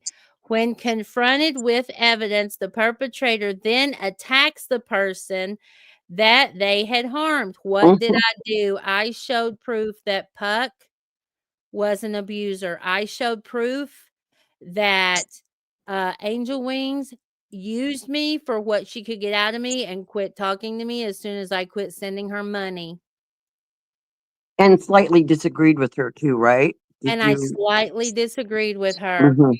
She Mhm. thought Puck was evil, and I wasn't convinced he was evil then. I sure do now. Okay. Let's see, where was Like, I? Or are still harming. So when you confront the perpetrator for the attacks, okay? yeah, you Okay, confront the them. attacker may also attack the victim's family and or friends. Okay, so this Mm. plays into when my friends tried to help him, he's attacking them now. Call Mm. up your mob. I'm like, no, there's not a mob. There's like maybe two people that have tried to help you, two or three people that are trying to help you because obviously you're screaming around all around YouTube streets, screaming You need help because you keep talking about the same stuff. Mm-hmm. People try to help you, and then they get burned severely burned. Okay, finally, the perpetrator claims that they were or are actually the victim of the situation. This is exactly what Puck is doing to me. Mm-hmm. They're always the victim. Just remember that. They're always the Exactly victim. what he's doing, thus reversing the position of victim and offender. It often involves not just playing the victim, but also victim blaming. This is exactly what the cult is doing. They accused me and Allie of wanting Hillman for our cult leader. No, he's disgusting that way. I would never look at him as a cult leader. For myself and something as a personal choice, I would never fucking do that.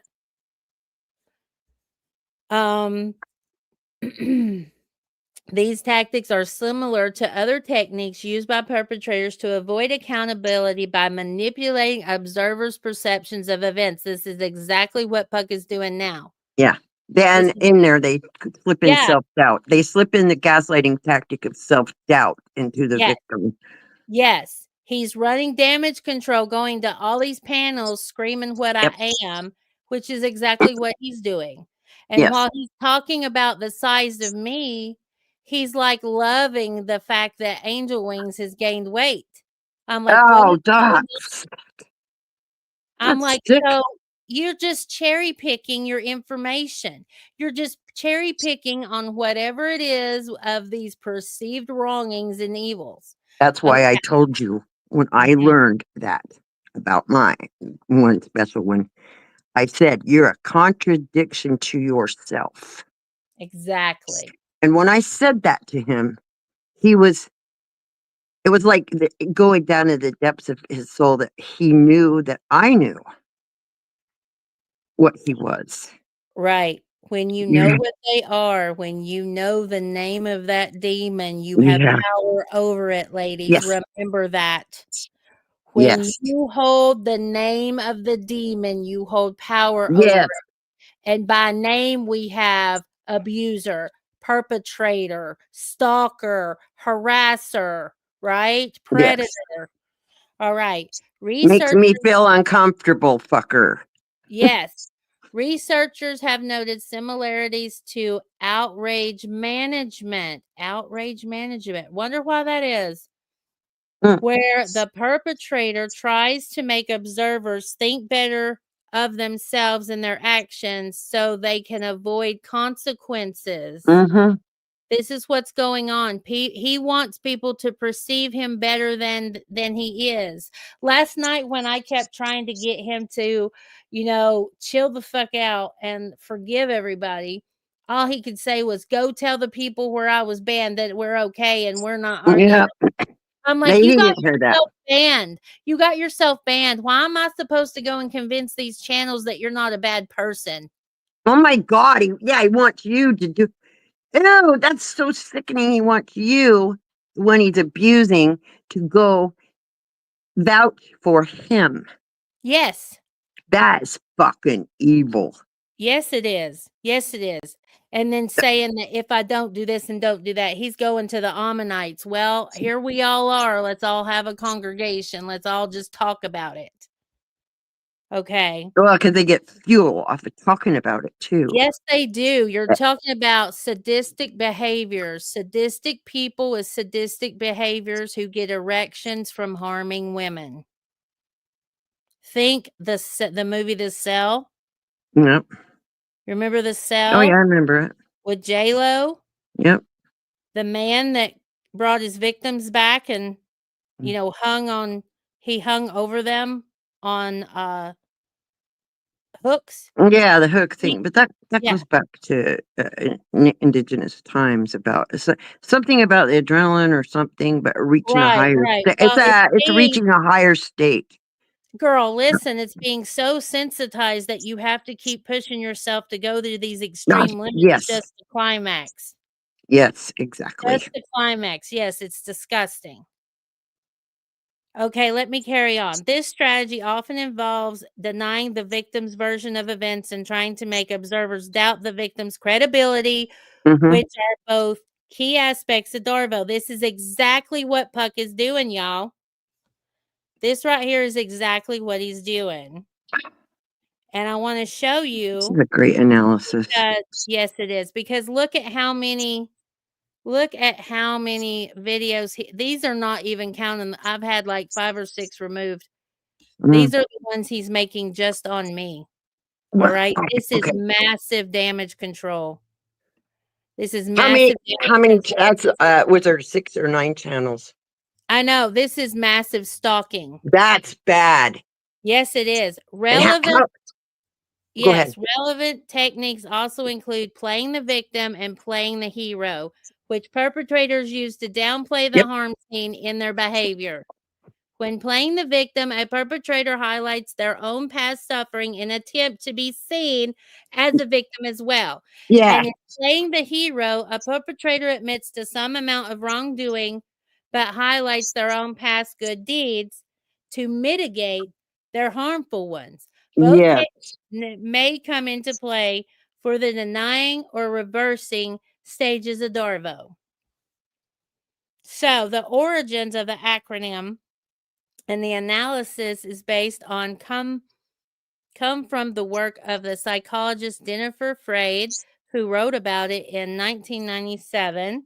The first stage of Darvo, denial, involves gaslighting. Now, this is what I'm accused of doing to him, and everybody else accused of doing to him when they put the facts to his face. Yeah, you first define the gaslighting. We need to get that out into the world. That when somebody gaslights you, they say, "Oh, pick me up at 1:05." Right. You write it down because you're not sure. You like, oh, I better get there like 10 minutes early just in case. So you get there at 12:50. This person doesn't come out, doesn't text, doesn't, till 4:25, whatever. Let's 4:20 it. And you like so already intimidated, but he said 1:05. But he gets in the car, and you're like wanting to, that this is wrong, but you're like I said, to be here at you said to be here at 1:05. He's like, no, I didn't. I said 4:25 or whatever. Doesn't matter the times, whatever the situation is. They lie back to you. When you're holding that truth in your heart, mind, and soul, fucking phone, paper, notebook, they can instill doubt, even in you when you have those facts in your hand, without you knowing. Because by the time you get to the 1:05 thing, you've already been groomed, prone, Right. Exactly. Yeah. So you cower. They keep you, that push-pull keeps you in come here, that, go away.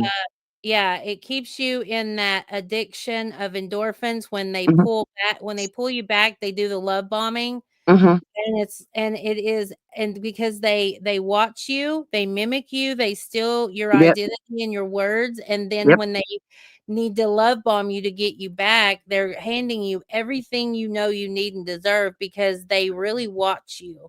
And That's the way they learn human emotions. So let me finish reading this, and then I'm going to go and address a few things in the chat. Okay. So she says, I have observed that actual abusers threaten, bully, and make a nightmare of anyone who holds them accountable or asks them to change their abusive behavior. This is what Huck is doing to me. We have asked Graham to change his behavior within a group dynamic. This is exactly the shit that I dealt with the cult. Is I said, women shouldn't be treated this way. Well, what do? They try to bully you into submission. Yes. That yes, this is the way it should be, right? This attack indeed intended to chill and terrify typically includes threats of lawsuits, overt and covert attacks on the whistleblower's credibility and so on. This is what happened to me in the cult. I have been blackballed and blacklisted by the cult because I am shedding light onto the abusive behaviors. The attack will often take the form of focusing on ridiculing the person who attempts to hold the offender accountable, right? Oh yeah, they I do have that by spreading been, lies about you. That's yes. that's why they did. The offender rapidly creates the impression that the abuser is the wronged one, while the victim or concerned observer is the offender. Figure and ground are completely reversed. Exactly. They reverse it. The offender is on the offense, and the person attempting to hold the offender accountable is put on defense. Research on interpersonal violence has mostly focused on how predators use individual components or steps of DARVO rather than studying them in combination. However, studies before and after DARVO was coined found a correlation between predators who minimize or deny their wrongdoing and those who reverse the position of victim and offender. Research during the 2010s began to focus on the use and effective DARVO tactics in combination, suggesting that DARVO is a common tactic used by perpetrators. So let's go on. Studies or the prevalence of DARVO suggests is a common tactic used by perpetrators when they are confronted over their behavior, regardless of the type of harm they have caused. One study of undergraduates who had confronted someone over a harmful event found that DARVO was used by 72% of the perpetrators during the confrontation. The offenses ranged from social mistreatment, like betrayed secrets, or interpersonal violence, like sexual assault or child abuse. DARVO is particularly likely in cases of sexual violence, with one study of women who had been sexually assaulted at university reporting that half of the perpetrators involved had used the elements of DARVO in later conversations. Right? Right? Let's look at the effectiveness now.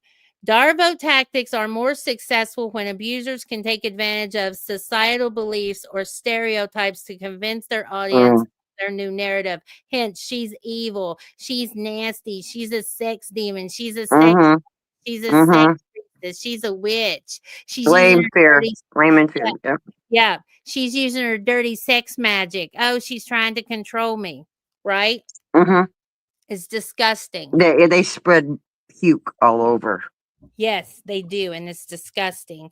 In the case of sexual violence, assaultants sometimes victim blame by appealing to societal opinions of gender roles and power dynamics. Stereotypes can help perpetrators in an assailant. If an assailant is a white wealthy man, he may be perceived as authoritative or sincere. Whereas if an accusation against him was made by a journalist, they might be seen as predatory and thus less trustworthy, right? So that's what he's doing. He's using the fact that I have brought truth about what Hillman has lied about to defame me in me bringing the truth out about what he is doing, how he is abusive, right? To defame me about how Angel Wings is really just scamming people, right? She doesn't even have tarot cards that she doesn't have to use a book for. She reads from a book. Oh God, that thing. Oh, just reading from the text.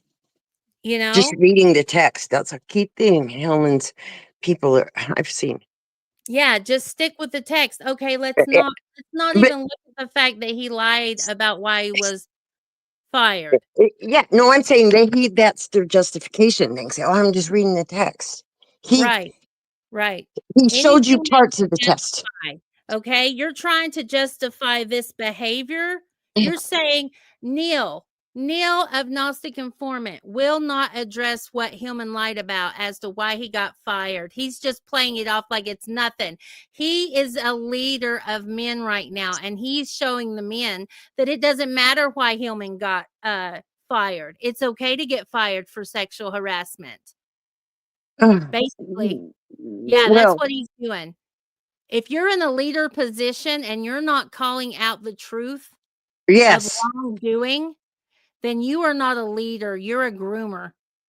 yes.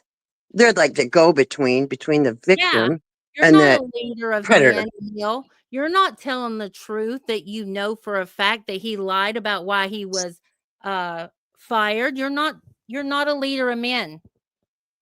You're a groomer of men. So anyway, stereotypes can also limit the effectiveness and opportunity for Darbo's tactics. One example is how the ethnic stereotype of black men as dangerous predators makes it harder for an assailants who are black men to employ Darbo. Similarly, gender stereotypes about sexual violence help explain why Darbo in assault cases grow more effective where a woman has assaulted a man rather than vice versa. Okay, so I'm going to stop sharing and I'm going to look at the chat. Top Keck. And when his mother, who was struggling, having to deal with a 40-year-old man pissing in his pants and never paying rent, ever asked for some help with money, he would throw a tantrum. Yes, he would. Absolutely. Disregard this little slimy demon. Yeah, well, this is the last time I'm doing it because the reason I did this live stream was because he's continuing. The only content he's making now is based off all the content I make. No doubt he'll restream this and he'll try to break it down and do Darbo on me. He'll try to spin it to make it look bad on me. So I have screenshots of all the threats. He continues to threaten me. He continues to make content off of me. And I was going to ignore him because I did try one last time last night, but then he pulls up my friends and he calls Sean the N-word and he calls Bugs the N-word. And I think I'm going to end this stream on the diss somebody because he doesn't like it that I listen to rap. And Muggs is a good artist. Oh, his lyrics are so profound He too. is a lyrical master. Yes.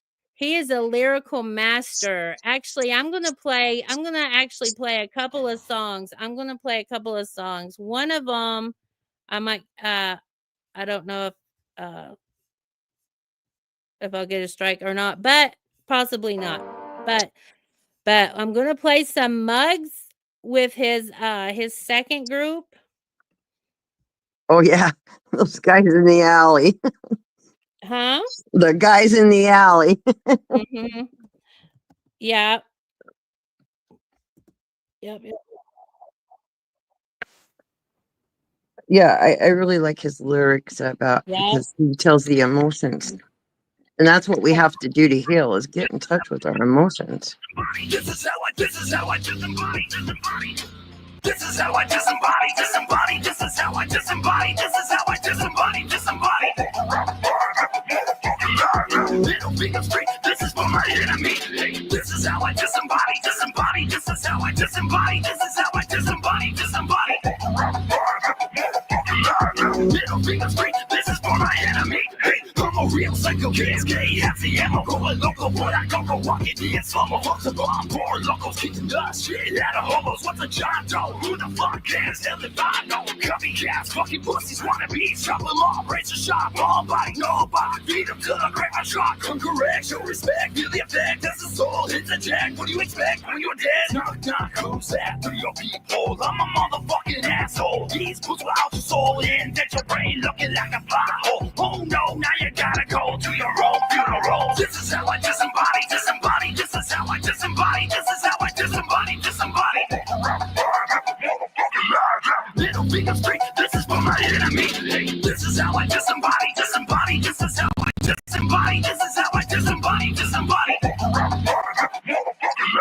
Middle finger straight. This is for my enemy.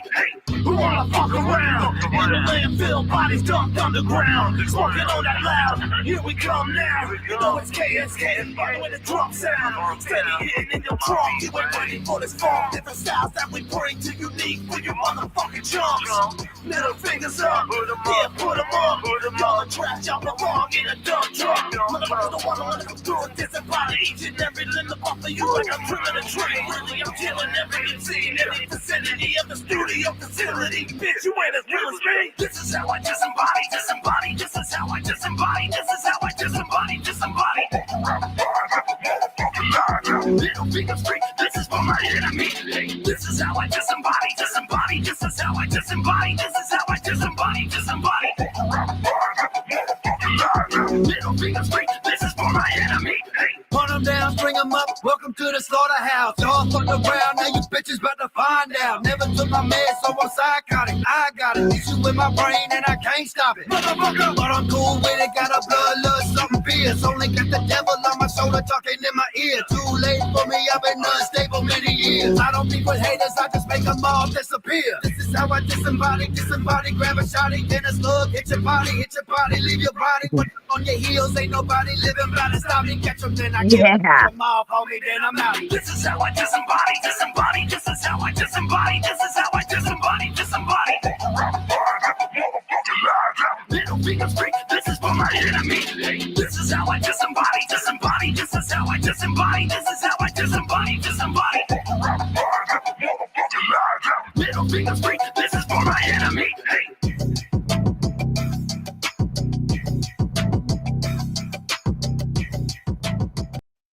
Hey, yeah, that's some good fucking jams right there, y'all. All right, we're gonna round it out. We're gonna round it out with Supernova.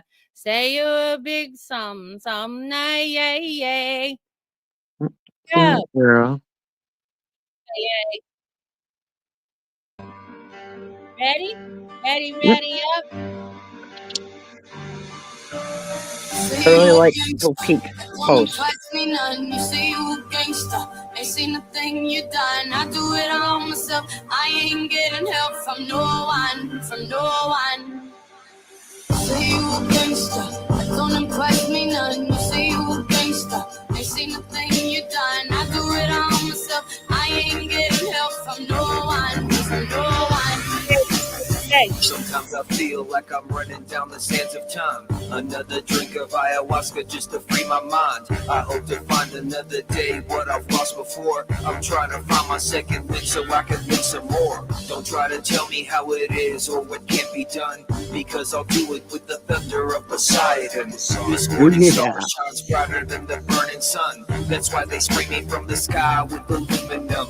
The wicked ways of this game like the days of Noah. So now I blaze with the rays of a flaming cobra. I'm supernova, standing like a soldier, tearing down the borders of this new world order. Thought I told you, world on my shoulders like two jump boulders. So I chase conspiracies like my name is Fox Mulder. Getting colder, but I'm the coldest when I expose it. Illuminate like Horus when it's time to drop the chorus now.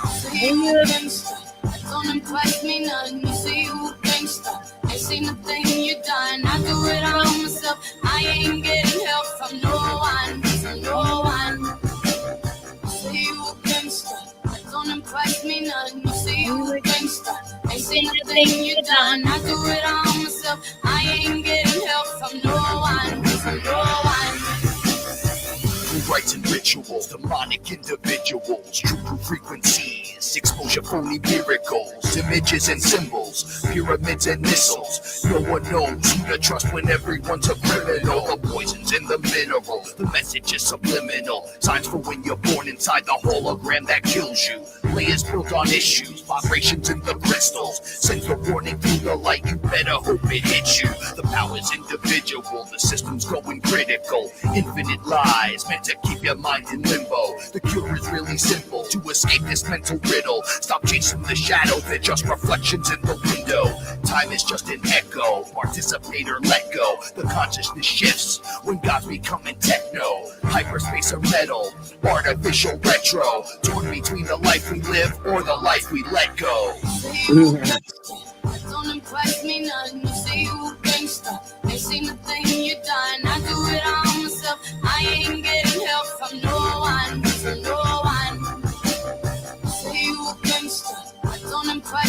none. You say you a gangster, ain't seen a thing you done. I do it all myself, I ain't getting help from no one, from no one.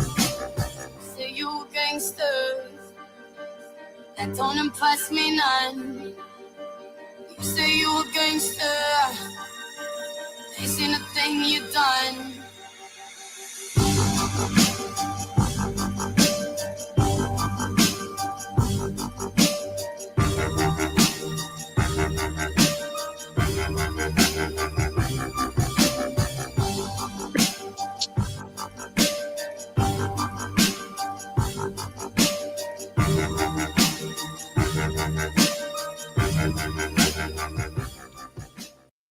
Yay! Yay. So, we're going to end it on this thought. If you are not doing anything to uplift humanity, if you're not doing anything to bring awareness and exposure on your platforms, you are hindering the growth of humanity. You're Yes. working for agents of evil. I wish you all well. I love you all. I forgive every single one of you for any and all wrongdoing and misplaced anger. And I will see you next.